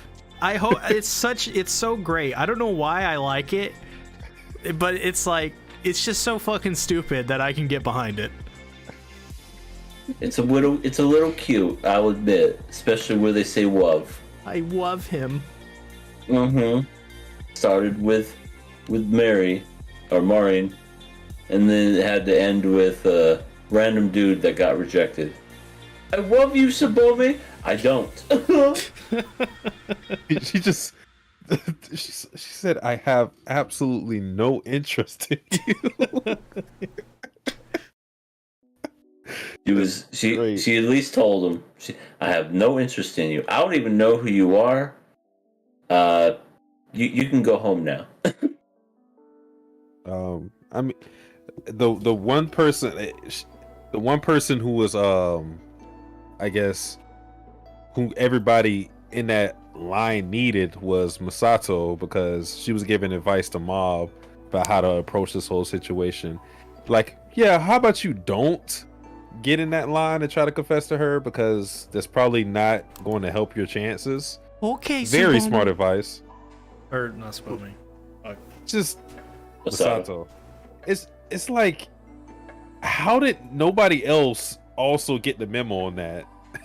Like, who thought it was a smart idea to get in a line and ask out Tsubomi? Right. Imagine if you're guy number 37 and you're like, oh shit, I'm almost next. Oh, here we go. I mean, you just saw 36 guys in front of you get turned down. What makes you think you're going to be the one that goes? She says, "Yep, I want you." No, I think I would have given up at a point. Maybe they think by the time they get to her, she'll be so sleepy that she'll just confess, or she'll accept because she's so tired. I don't know. It's like a battle of attrition. No, number 999. All right, I waited Number 2 9. hours. Number 9. Waited this long. All right. Like at that point, he would probably not even get the words out. Subomi, can I? Nope. Damn. Thought I had a chance. Come in inside. With the polite bow. She was just bowing the whole time. Get in her bowing practice. She's getting it in. Misato said something like that I really liked in this episode, where she just questioned Mob on what does he like about Tsubomi. Yeah. And he froze. He didn't know how to respond to that. And like she said something about Tsubomi, like about her personality, and then she was kind of put off by Mob because she was like, wait, you didn't, like, this is kind of obvious, like you didn't see this about her. Yeah, and the thing is about Mob is like he's always looking at her through like these, like he idolizes her almost. He sees like no flaws in Tsubomi. Like he doesn't really see her for who she is. So yeah, that was a really good moment. Yeah, he just thinks that she's cute, just like everyone else. Yeah, and there's nothing wrong with it. He's a middle schooler after all. Right, exactly. That's pretty much when you're in middle school, even in high school for that matter. I feel like personalities kind of, it's gonna sound bad, the last thing people think about. It's more looks than anything else. Mm-hmm. That comes later. Looks are very important. I mean, yeah, if like you're a chump. Okay. A chain chomp? I don't know what you're talking about. Mario. That chain chomp. Chris Pratt. Did you guys see the new trailer? I saw the first one. I saw a little bit of it. Yeah, they introduced a second trailer, and it shows more of them. It shows Princess Peach, Donkey Kong, and there's even references to fucking Mario Kart. I'm like, oh my god, that's amazing. Yeah, I didn't see it. Yeah, I can't wait for this movie. Like, isn't that coming out soon? Yeah, next year in March. My nipples are getting hard. I cannot wait. Your what's getting hard? Nipples. Your nipples. Yes, my nipples. I get excited. Hard. Yeah, because when you get excited, they get hard. For Mario. Yeah. For Chris Pratt. Yeah. Especially him. Okay, yeah. Your nipples are getting hard for Chris Pratt as Mario. What? How hard is this to understand? Yes. You're getting excited. You know, if you ask me again. For Chris Pratt as Mario. This is 100 times. Yes. You can't take it out of context. In fact, make a collage of this. I'm getting excited for Chris Pratt in the new Mario movie. Nipples, hard, erect. All right, now Price. EA, you know how Tsubomi feels. All right, Price. It's time to take him out. Bravo 6. What? Captain Price isn't going to snipe a civilian? Hell no. I'm here with my nipples out. Kill him. Get him out. Destroy him. Hey, it's okay.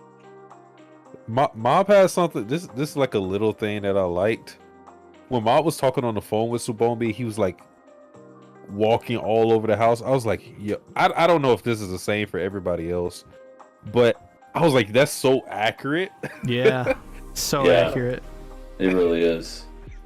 I don't think I've seen an anime do that, where they're just walking all over the house, because usually it's just, they're just standing straight, sitting in the bed or whatever. When Mob's, kind of nervous and he's going over everywhere. Like that's pretty, that's pretty on point. Yeah, I thought that was pretty cool too, because and the reactions from the family being nosy, just listening to the conversation. First mom, and then mom was like, "Oh, gotta take this somewhere else." Then he was going to his room, and then that's when his brother was peeking over too. He's just like, "Damn it, make it to my room! Everybody, stop listening to my conversation."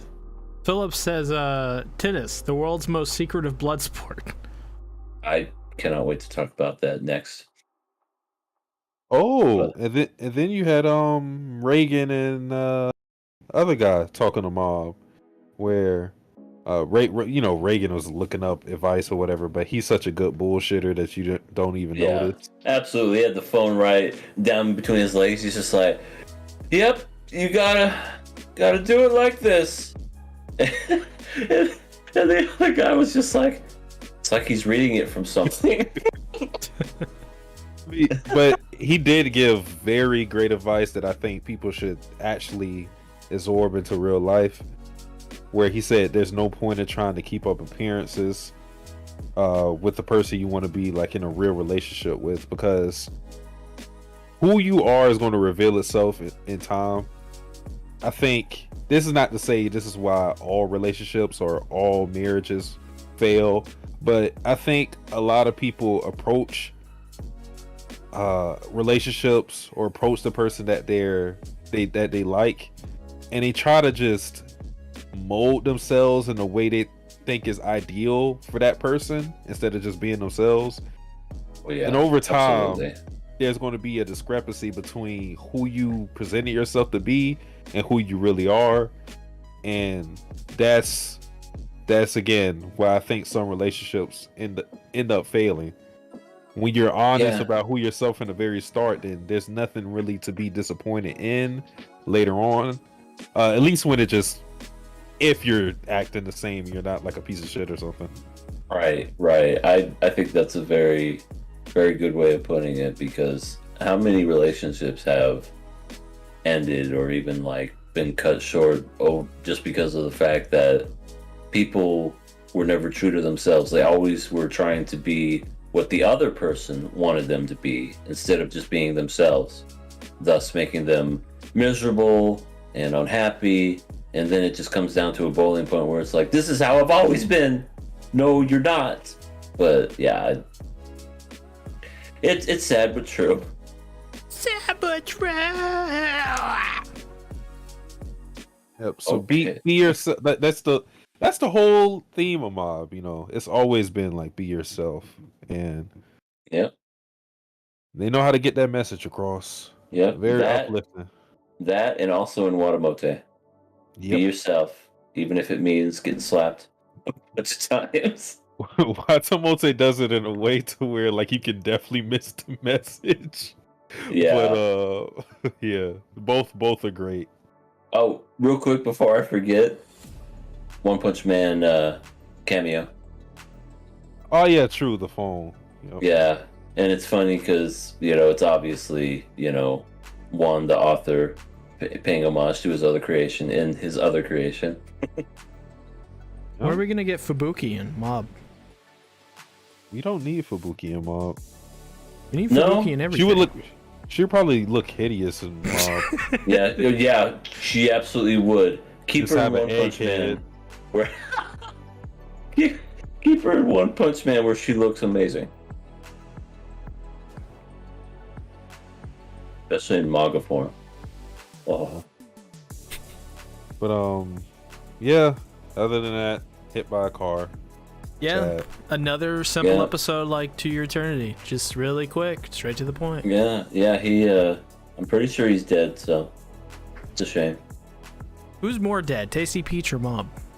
Oh fuck, Mob. I'm going with Tasty Peach.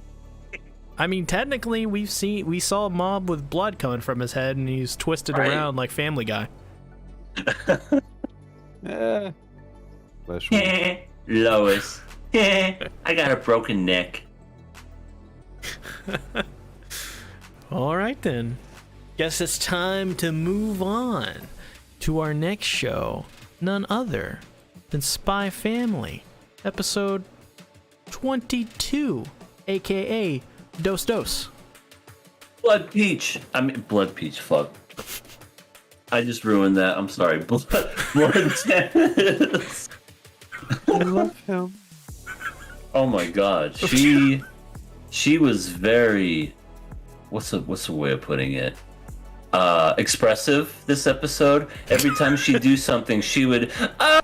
I love you. Yeah. God. Yeah, like the moaning was just so... I was like, oh my god. It was so funny. I like her a lot better than in the manga. I still liked her, but I like her more because the voice acting behind it. It sells her character a lot more. Yeah, she's got that very serious, very just no kind of other inflection to her voice, except in her mind when she's thinking about Lloyd, she's just like, "Oh Lloyd, I love you." I just love how Lloyd like misinterprets her because she has a stone cold face all the time, and then like when she has like more in like she's more infatuated with Lloyd, thinking about him, she'll get more serious. So her face keeps betraying her true feelings. Like Lloyd at one point in the episode is like, "Oh shit, did I upset her?" Yes, senpai. Oh. Yeah. Yeah, but to be because I remember you asked me last week, oh, what do you think the next commission is going to be about? This was the last thing on my mind. Yeah. I would have never have guessed an underground tennis game. I was like, huh? Underground tennis? This is like, I was expecting there to be a we'll see how it pays off, Cotton. Like just some dodgeball references. Oh like god, yeah. Would have been perfect. See if it works out. Yeah, exactly. Bold strategy, Cotton. See if it works out. Yeah, I was I don't know, I was expecting some kind of like heist. I mean, it technically is a heist, but it's not in the way that I thought it was going to be. And yeah, it's an underground tennis. It's not Fight Club. It's not anything like that. This is probably like Fight Club though. Don't talk about secret blood sport tennis. Dude, those brothers that use I guess steroids. I guess, yeah. They didn't talk like people. They had like double voices, like they were robots, machines, or like evil. It was Spopovich and oh my god. Yeah, I can never remember the other guy's name because Spopovich is just such a unique name. I always remember his, but I don't remember the other guy. Oh well. But yeah, it was them. It's like how they got off screen. That's my favorite part of it because Lloyd's so scared, like, oh shit, okay. We beat like those other guys, but I don't know about these guys right here. And then the minute they go up to Lloyd and they're like, oh, did you piss your pants? Yeah. Fiona was like, oh no, you're gonna get it. How dare you talk to my man? And throughout the episode, I started to think about like how I felt about the whole prospect of Fiona x Lloyd. And obviously, since you're in Twilight, we all believe like that's going to happen at the end, and it probably will. Like 99% is going to happen. When I actually started thinking about Fiona x Lloyd, I'm not really opposed to it because, I mean, she does have feelings for him, and Yor doesn't, at least as we know now. Yor doesn't. So, Yor wouldn't know how to have feelings. She's dumb. I want to kill you, see? Why? I'm going to kill you. Just flat out, I'm going to kill you. I don't know what else to say. Like, at some She's just point, dumb. I'm gonna kill you. Yeah, at some point, this disrespect for Yor has to end. She wasn't even really present in this episode, was she? She was in there for a minute. Yeah, a little with bit. Anya. Yor squished a tennis ball because she got jealous. She thought about killing Fiona. Yeah. She's like, She get got- these thoughts out of my head. So I guess, does that reinforce what we were saying earlier? Maybe she does have feelings for Lloyd. Well, her whole rationale behind it was that if Fiona were to replace her as Lloyd's wife, then she would lose her cover, and that would jeopardize a lot of things concerning her job and stuff. Yeah, that's true. So it's still like for her and Lloyd, it's still like duty over booty. Yeah, duty over Oh booty. my god. But yeah, like I'm not really opposed to Fiona and Lloyd. I think obviously Twilight doesn't see her in that way. It's Kohai senpai relationship, but no, Fiona truly feels she feels for Lloyd. She even like says in the beginning, like even though she thinks that Lloyd has his senses as a spy has dulled, she would still love him regardless. So it's unconditional too. So, and apparently she would change his pissy diapers. That's the thing. Yeah, I mean, wow. With this episode, well, I mean, I guess with the previous episode too, a lot of snafu references. Not references. Well, okay, it's a reference for me. They're playing tennis. Who remembers the episode where Hachiman and Aroha were playing table tennis? Vaguely. But yeah, it was the OVA, right? It was the OVA. Table tennis game. Yep. Yep. So, yep. They're playing tennis again, but this time the underground blood sport kind. I love Yeah. that kind. Been there, done Yeah. A snafu reunion. It's just a shame that Yui's not here, just like in real life. Leave her alone, you bully. He was great. If they found a way to, if they found a way to sneak in her voice actors for like another main character later on down the road and had all four of them in the same room, I think I'd mark out. This is awesome. Da, da, da, da, da. The cheating went crazy the last match though. Oh my god. They were well, first of all, they tried to drug them, so they held their breath in the room. The foot panels. Oh, and the what is it? The chainsaw tennis racket. Not chainsaw, motor chainsaw racket. And Jet powered. yeah, it's like there was one that was like a whip too. I'm like, what the hell? That's not gonna lie, that's kind of cool. This whole episode reminded me of Mario Tennis, by the way. That's exactly what it reminded me of. It reminded me of Megalobox. That's what it reminded me of. Oh yeah, I forgot about that show. Yeah, It's an underrated show. it's pretty good. That guy though saying like they had to train it for, to use those. He's like, don't complain about me using it. At first I was like, okay, you're cheating, but then I thought about it, I was like, yeah, he does have a point that they did have to train with those rackets, because I imagine it's kind of hard using that racket because you have to control the power, because if you can easily misshoot and use too much power, or even with the whip. I think she messed up at one point, like she hit the ground with it, so it's easy to lose control of it. So yeah, it's very, very true. It's this is a fun episode. I absolutely love the whole, I don't know, just it wasn't the typical spy encounter that I thought it was going to be. It turned into a tennis match, which of course I knew it wasn't going to be a conventional tennis match. Steroids and cheating courts. So I'm just curious to what else is going to happen. Like, if that shit can happen, there has to be more, like, insane ridiculousness. also like how Fiona chose the cover of them being husband and wife just so she can live out her fantasy Yes, for like 5 seconds. and literally moan every time she thought about it. Yeah. Hey, sometimes you gotta moan. True. I mean, I ain't gonna lie about that. Well, there you go. There you go.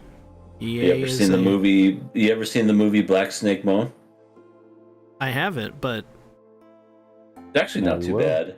It's not too bad. Justin Timberlake kind of ruins it for me, but other than that, Samuel L. Jackson's great and Christina Ricci too.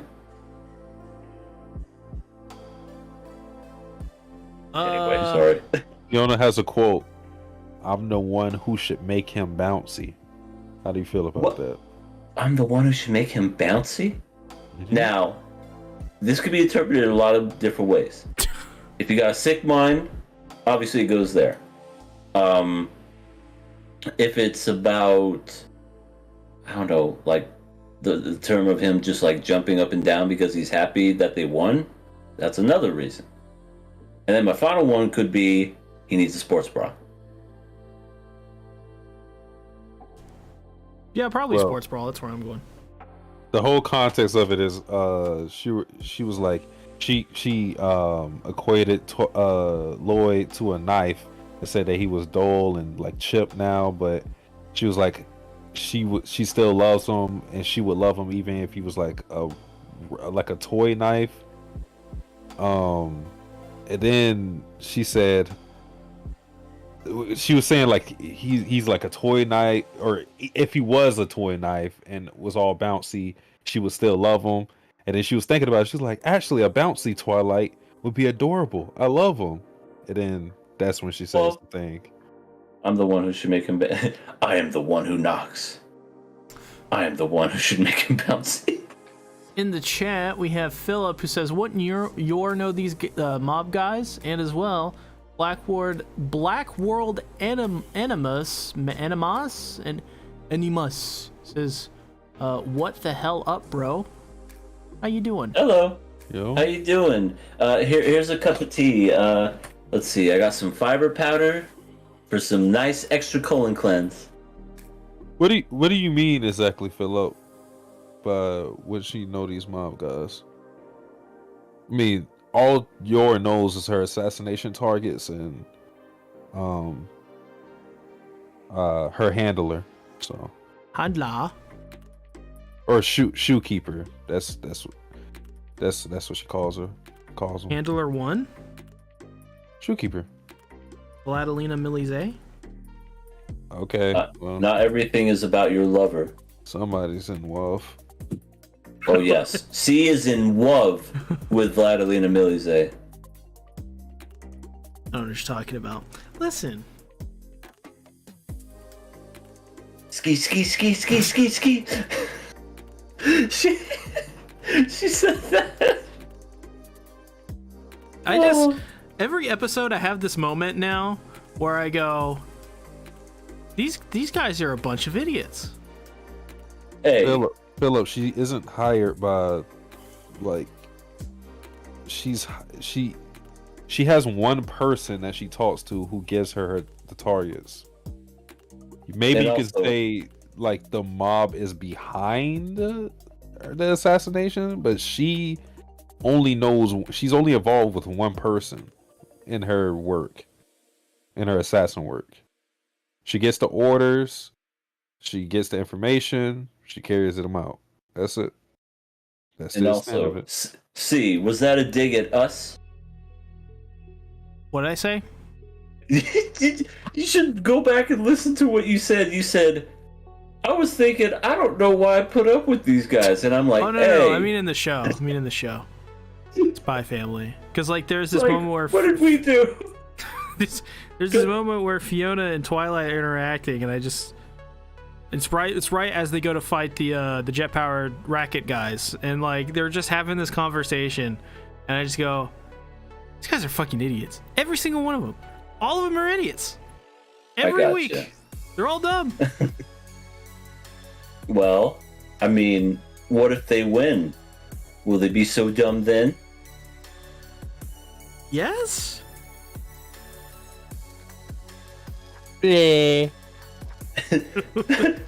Did she just stick your tongue out at me? Yes. Oh, okay. I stuck out something that wasn't my tongue. I'm sorry. Put it back in. All right, zip. Well, anything else about this episode of Spy Family, episode 22? I love Fiona. She's a great character. I think she's a well-added addition to the Spy Family universe. Now, if we can only destroy, kill, murder, and disintegrate Yuri, I'll be totally fine with it. Probably the sad part. If they do the whole like, actually, now that I think about it, yeah, she's probably going to be in a relationship with Yuri because I'm thinking about it. No! Oh my god.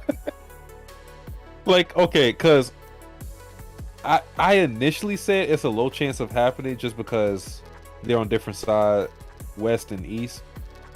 But if by the end of the series, west and east are supposed to be like cool with each other, then that would open up the bridge for them to be together. Because at some point, she has to get over her infatuation for Twilight.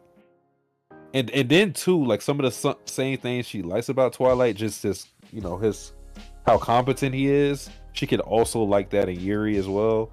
And then also like Yuri has to get over his siscon stuff. So if those two got together, they can work on stop being obsessive, borderline yanderes. And then that when you put it that way, Satsi, that's a net positive. Yeah, I've never thought about that. Two yanderes. They got to make a show like that. Two yanderes getting together. Because we got the two Tsunderes. We got that with Kaguya-sama. It's time for a change. Two yanderes. There you go. I hate Yuri. Yeah, we all do. I don't think there's a single one who likes Yuri. Except maybe Yor. That's about it. Oni-chan. So let's now talk about our last show of the evening. None other than Chainsaw Man, Episode 8, EA. Every week we ask EA what's going on with his thoughts on Chainsaw Man. Because he's the one who, even though I don't know anything about it, because I only read up until like chapter 14 or 15, like I'm as much in the dark as EA is. EA's reactions to this are very interesting and fascinating. So, EA, what'd you think about episode 8 of Chainsaw Man? Where to begin? Well, so I guess I'll just tease everything a little bit and just start off with at the beginning. Oh my god, sorry, something was going off. Leave me alone. Somebody was trying to call me. All right, take two. So yeah, Himeno was literally about to go balls deep with a minor until she saw a lollipop, I guess, and decided to go to sleep. I don't fucking know. It's just it is what it is, I guess. So that whole thing happened. I was kind of just thinking, okay, this is going to be another one of these weird type of episodes. The next morning, Himeno and Denji have breakfast. They're being cordial. Oh, let's try to get with each other. Well, not them, but they're going to try to get with people that they're going to help each other. Basically, just be bros to try to hook each other up. I'm like, okay, that's cool. Where's this going? So then just out of nowhere, like completely just out of nowhere,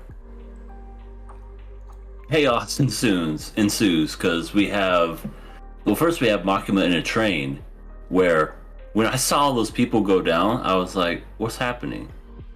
I didn't know what was happening. Then just, oh, by the way, spoilers for people that didn't see this past episode, so go watch it, please. Makima gets shot and killed. Like, dead. Like her eyes were open and everything, and like it showed her getting shot and died. I'm like, what? And then that wasn't it.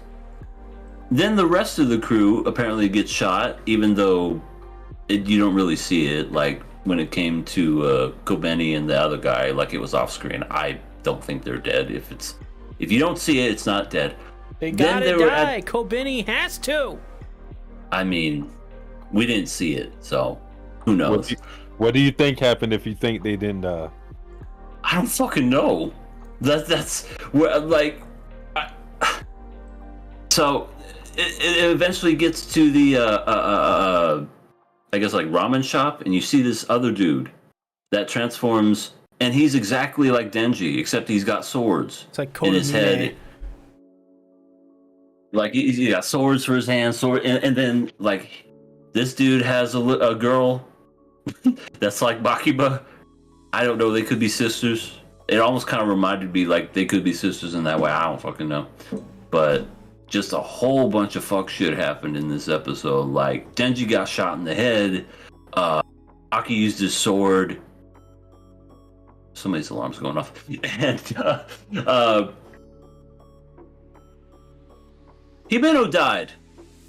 She gave up her body to the ghost hand, and little by little her body parts were getting taken off, and then she died.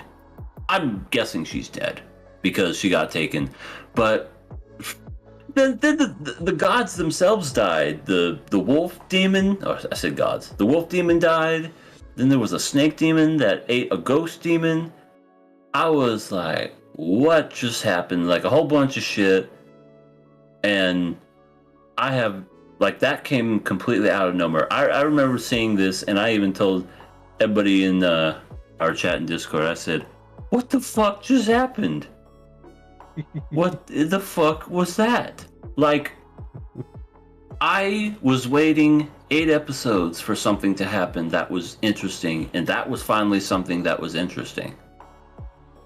But at the same time, it's also a little tiny bit sad, because though, yes, it was shocking, I wish we would have gotten more of a chance to really know Himeno other than the pukey girl that wants to have sex.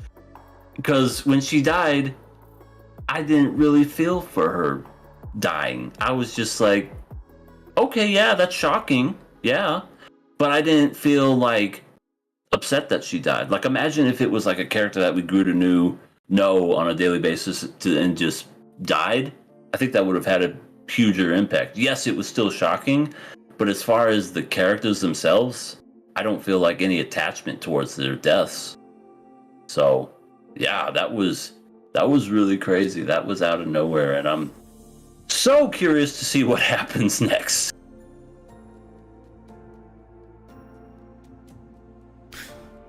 Yeah, I guess my reaction is the second person who doesn't know anything about this. I think this episode confirms one of my theories that I've had, where I think Makima is a devil. That being said, I don't know if it means much, because they really were convincing with Makima getting shot in the head this episode. Very convincing. Yeah.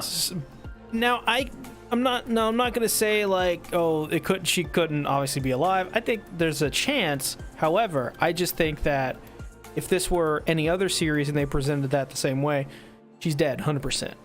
So they could fool us, whatever. That being said, in the first part of this episode, when Statutory herself is on top of Denji, I like how you call it Statutory. She takes her fingers when referring to Makima and makes the devil horns. I guess she's Angus Young from AC/DC. No, she was mimicking a cow. She was saying move on. That's why she did that. All I'm saying, Makima maybe is a devil. That's all I'm saying. I 100% don't believe Makima's dead. As much as people like post her up as this great character, and oh, she's basically the poster child of Chainsaw Man. Like, of course, you have Denji and his, transformation, and then who's number two? Makima. I don't believe for 1 second she's dead. I mean, yeah, you're probably right. Now that you say that, you're definitely probably right, just based off that alone. Yeah. But they really did a good job at showing her getting shot in the fucking head. They definitely did. I will give them that. Like, I was not expecting that.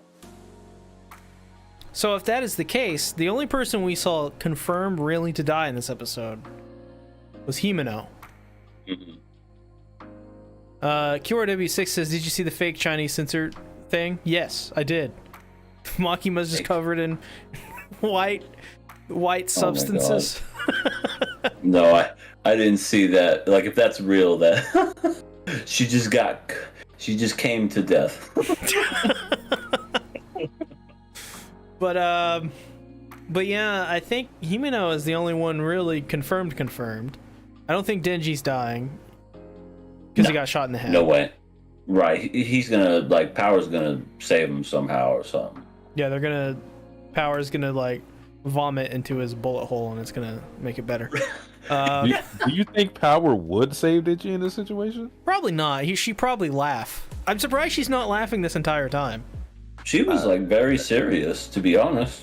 Yeah. Her life is in danger too. Yeah, that's probably it. Yeah, you're probably right. Yeah, I mean, they do play, grab ass every once in a while, so, I mean, she has to bring him back to life. As for Himeno's death, I didn't see her death coming. Me neither. Only until after she died. Like, literally after the episode ended. That's when I believed it. Because it was just like, I didn't see it. Like, I'm with anime, you're accustomed to a certain presentation style that a lot of people do. Himeno's was a little different. However, once I saw it, and then when I went back, I was like, oh, they're, like, everywhere.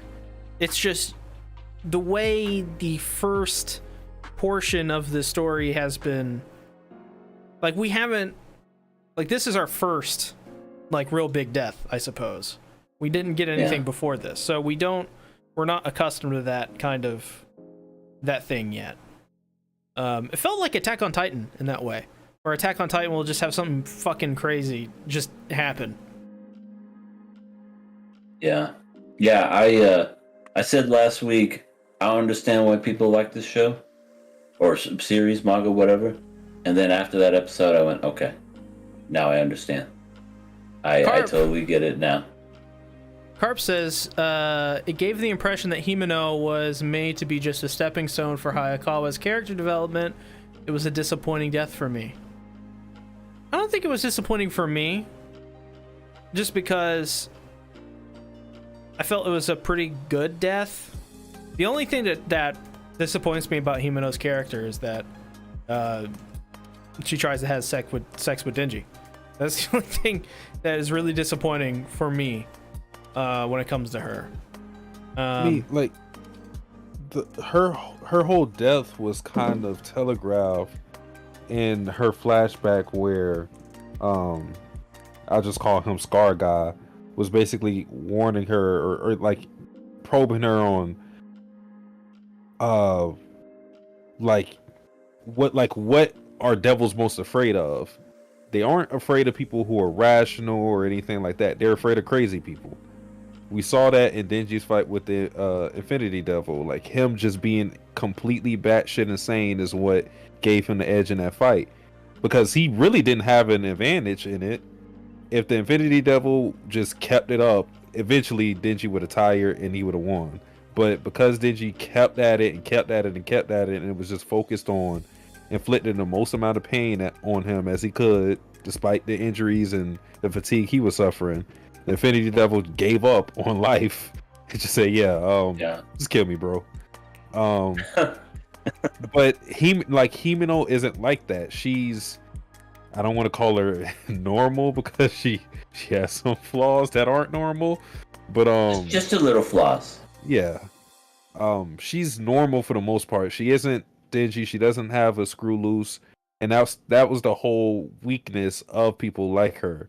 She survived to a good point for a devil hunter. I mean, because she's still relatively young. It's just for a devil hunter, like people die immediately. So she survived. She's a veteran in this game, but her not being crazy was, I guess, her undoing. So as you guys have already surmised, like the hope now is that Denji can do something about it, because he's the one guy who has that it factor against devils. Yeah, I'm just curious about who that sword guy was, because he's exactly like Denji, except he's got swords. I mean, well, you don't know much about him personally, but he talked about like his beef with Denji. Right. Like he killed his dad or something. His dad was a jerk, by the way. Yeah, it's weird. Like hearing his explanation behind it it may be jarring too. But I think like the takeaway you're supposed to get is like, obviously, reality is perception. Because like he's talking about his grandfather as if he's a good person, and he's like, yeah, he only killed a handful of women and children. It's like, wait, what? Bullshit. What the fuck? I mean, he's probably telling the truth about that, but he's saying that as if that's not a bad thing still. I mean, it's not the worst thing ever. Not the worst, but it's it may a few hundred. Yeah, maybe like he's in the 95 percentile of worst people ever. Like, he's not worse than Hitler. He's a little bit below, so it's fine. God. Like that's the standard. At least you're better than Hitler. Right. It goes Hitler, everything else. Yeah, same. Hitler, heaven. QRW6 says Crunchyroll went out and said his devil name on YouTube. Yep, they did. His Twitter as well. What's his name? Katana Man. Katana Man. Apparently that's not true. Okay. Oh. Apparently, from my research, he has no name. Okay. I mean that. So I don't. So he has no name. It's a fan name. It's a name by the fans. I mean, and it's Katana Man. Most of the fandom calls him the Sword Devil. Okay, that makes sense too. I called him Sword Man in my video. I mean, yeah, it makes sense because he's not technically not a devil. He's just like Denji, so. Yeah. So, what devil did he have sex with to become the sword devil? Hopefully not Himeno. I don't think that's how you get those powers, but. Oh, right. You have to. They have to. The devil has to go inside you. That's right. I guess. Just like my ex. Heyo! Carp says Himeno was an interesting character because she was one of the only characters that felt human. I felt like I could have cared about her death if we had more time with her. I agree with that. I absolutely agree with that. I mean, minus the puking and the statutory. You know, I feel like if we had more time, but I definitely feel like her death's supposed to be that shocking, where they did kind of touch base with it at the beginning, where devil hunters don't live very long, and this is case in point. So it's definitely, it reminds me in a way of Akima ga Kill, where the characters in the universe just up and die. So in this universe, you can't save everybody; they'll just fucking die. It's crazy. And another thing I don't think people really focus too much on is like how appalled Aki was that they had guns, because you got to remember, not only is Japan like really like this with like they're real strict with guns, but in this world they're even more so strict with it because Gun devil. Yeah, gun devil. Like everybody's fearful. Like nobody has guns except for the Americans. The Americans, technically, yes. In Canada. I tell you what, out here in America, we got two things: we got guns and we got bullets. Yeah. So pretty much, an American could easily beat a devil hunter. I mean, I guarantee you, the Gun Devil lives in America. He's in the state. He's in the planet of Alabama. No, he's just Texas. Well, actually, Okay. no. Everybody in Texas would love him. They'd be like, "You're so fucking cool." You're so cool. Is that a gun? Can I hold it? Can I lick the gun? Like, nobody would be fearful of him in Texas, so he would hate it. Yeah, no. They'd be like, "Hey, I've seen you around here before. You're that Gun Devil." I'm a fan. Yeah, QRW6. That was another thing too. Like, they were hearing the gunshots and they were just like, "Oh, it's like a festival."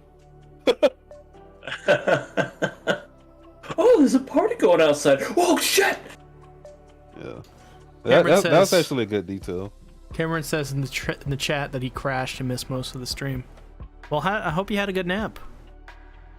Yeah, I hope you had a wonderful nap. Now wake up as we spoil every. No, I'm kidding.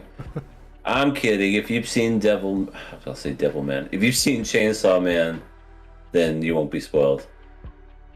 My So, favorite thing about this episode, I think, there's a lot of things I liked about this episode, but I think my favorite thing easily is when Aki curses Katana Man, and it Pretty just cool. it made me. That was badass. That was so freaking awesome. I was like, when are we gonna get JJK season 2? So that's what the first thing I thought of is this is like straight out Next of year. JJK. I need to see it. We season 2. Where is it at? It's next year. Oh, I can't wait. I'm so It's excited. gonna be fun. But yeah, that was cool. Like, Stop. I'm guessing the Swordman died until the Demon Lady brought him back to life by just touching him. And I was yelling at the screen, by the way, because everything was fucking happening. I was like, "Kill her! Why are you letting him walk up to and touch him? Kill this woman!" She held swear for revive. She was holding. Katana Man was holding the Q button to call for a revive. He was holding the fucking button. I've fallen and I can't get up. So just help And I him. like how he's like, I'll not do it again. It's fine. I'm good. Just like how they just jumped the shit out of him. Like, they threw so much at him. Like, first Aki's just, at first he's just thinking it's a normal fight. He's just like, what the fuck is this nail thing? And then it's just, San, Ni, Ich, Zero. And then he just fucking dies, gets revived, and then immediately is attacked with some ghost thing that comes out of nowhere. And he's just begging for help. It's like, are you going to just sit there and watch this? Yeah. Oh, yeah. Is the wolf devil now dead? Nothing to comment. Okay, because she made a contract with like all these humans. She's like, there's something strange in my mouth. And now she's dead. All because she ate a little razor blade. I think what we need to discuss here, EA. We need to have a moment. We need a huddle. We need to Huddle. Okay. We need to start our club of. We need to start our new club of 4-H, our new session. Okay. Oh, okay. We need to figure out right now if we can celebrate Kobeni's death. Did she die this episode? Were we No. were we right? We don't see her die, so I don't think she's dead. But that grandma was I mean- packing. I mean, I mean, true. We did see Makima die, and I don't believe she's dead, but I just can't imagine killing Kobeni off screen when we saw Himino die. I don't think But she's pathetic. dead. She's pathetic. She is. And She would run neurotic. away from guns stuff. If anything, that other guy took a bullet for her, and she's alive, but he's dead. There's no way anyone would take a bullet for Kobeni. Well, I guess we'll find out next episode. It's like taking a bullet for Hitler. Oh God, it's not that bad. You're calling Kobeni Hitler. I think that's a bit extreme. No, listen. And I think it's ridiculous. Satsuki thinks I love Kobeni. You're the same guy that kept calling her cute every 5 seconds. She's cute. That is true. She was cute the last episode. Did you not see it? It was adorable. She had the hat, little sailor's hat, little bow, shirt, dress. This is cute. I can respect cute, but I cannot respect Kobeni. Yeah. That's what they all say. She's weak. Well, I'll just say I won't say anything further about the episode. Fear of spoilers. The spoiler devil. To avoid the spoiler devil, I urge you guys to again watch the next episode as soon ASAP. That's tomorrow. Yep. So just so you won't get shocked by anything that happens. Yeah. All right. I will watch it. Yeah. I mean, I don't think you guys are like your timeline is as bad as how my timeline is, but like usually when the episode comes out, everybody is posting screenshots and stuff gets hashtag and it's trending and Yeah, I tend to stay away from Twitter whenever stuff like that happens. That because people are just straight up dickheads. So I stay away from that. All right. QRW6 said, unless you bring them back as undead, just my crazy theory, but Zombie Devil is dead. I mean, there's a lot of possible things in this series with all the devils that they have, so. Yeah, I guess you could technically, if one of them is dying, you could just grab some random chainsaw devil or some banana devil and just have them fuse. And then you have Banana Man, where he has bananas coming out of his arms and face. What? I mean, seemingly Jacket Lady brought Sword Man back to life, so we don't know exactly what the hell she did. Well, here's the thing. Next episode, the new ending for next episode is good. Like EA says, it's going to be Banana Man, and the ending song is going to be Peanut Butter and Jelly Time. Oh my god! And that will be the signaling, the call. If it is, I would fucking. I know we're not killing stuff this season, but I'm killing it if that happens. It's peanut butter jelly time, peanut butter. Kill it. Kill it.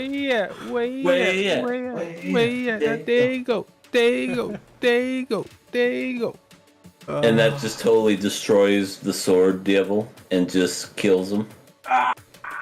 Cameron Smoothie says, "Who would win in a fist fight, Jeffrey Dahmer or Kobeni?" That's a spoiler. I'll say Jeffrey Dahmer. Well, Benny would beat the shit out of Jeffrey Dahmer. I want to say the guy who ate his victims. No, he's Kobeni will give the peace sign to Jeffrey Dahmer, and she'll go, "Oh my God, you're a girl," and then run away. Oh, that may be that was a good point. Because he went after little boys, so. Yeah. And while Kobeni looks like a little boy sometimes, she's not. She is a horrifying monster. I don't think she looks that much like a boy. Just sometimes. I don't know. Just sometimes. If the hair's pulled back. From like the side. Right. You know? Like, look, if you're like all the way on the ground looking up at her chin, yeah, I'd say 95%. Yeah. 100% guaranteed dead. I agree. Any final thoughts on Chainsaw Man episode 8? This has definitely made me more curious to watch more. I don't know. I definitely wish this series would have. I understand you need to take the time to like establish characters, build up the world, etc. and so forth, but episode 8, right? This episode 8, yeah, is what I thought all of Chainsaw Man was going to be. And the fact that we had to wait 8 episodes to get to it was kind of like annoying, but what can you do? At least we're here now, I guess. We can see what's gonna happen now. Hopefully more badass stuff and crazy shit. All right then. EA, where can they find you? You can find me under the sea. Under The sea. Down where it's wetter, everything's better. Take it from me. My name is EA, and I am the guy on YouTube, and you know, everything is great. You know it's great under the sea. Under the sea. Down where it's better, everything's wetter. Take it from me. We're a little high right there. Now I have no underwear. Look at me, Daddy. My name is Caddy under the sea. What the fuck? And that's my channel. All right. Satsuki, where can they find you? Sasuke the Savage, Sasuke the Savage, Sasuke the Reactor. The game is on. Yeah. Bye. All right. Okay. Thanks, Satsuki, for coming out. Tomorrow, maybe a video on Chainsaw Man, depending on how the episode goes. Wednesday, One Piece, baby. We're back at it. Got a video coming out. It's gonna be great. For patrons as well. Wednesday, baby. It's gonna be great. Coming out. Would have been coming out today. However, my power was out for the entire day until like 2:30 or something. Or I think it was 2. Yeah, literally the entire day. It was fun. Not. Chainsaw Man, another Chainsaw Man video at the very least. Definitely a Chainsaw Man video is guaranteed this week. As well, collaboration next week coming up. The great up and coming content creator. His name's Dan Ataz Media. Really nice guy. Really nice guy. Looking to do some collaborations as well in the future with a guy named Arvius. He's a really cool guy as well. Maybe Kevin Nia. He did a video on Gabby recently, and I haven't watched it yet. I need to get to it. Because I want to pick his brain about Gabby and what he thinks about Gabby.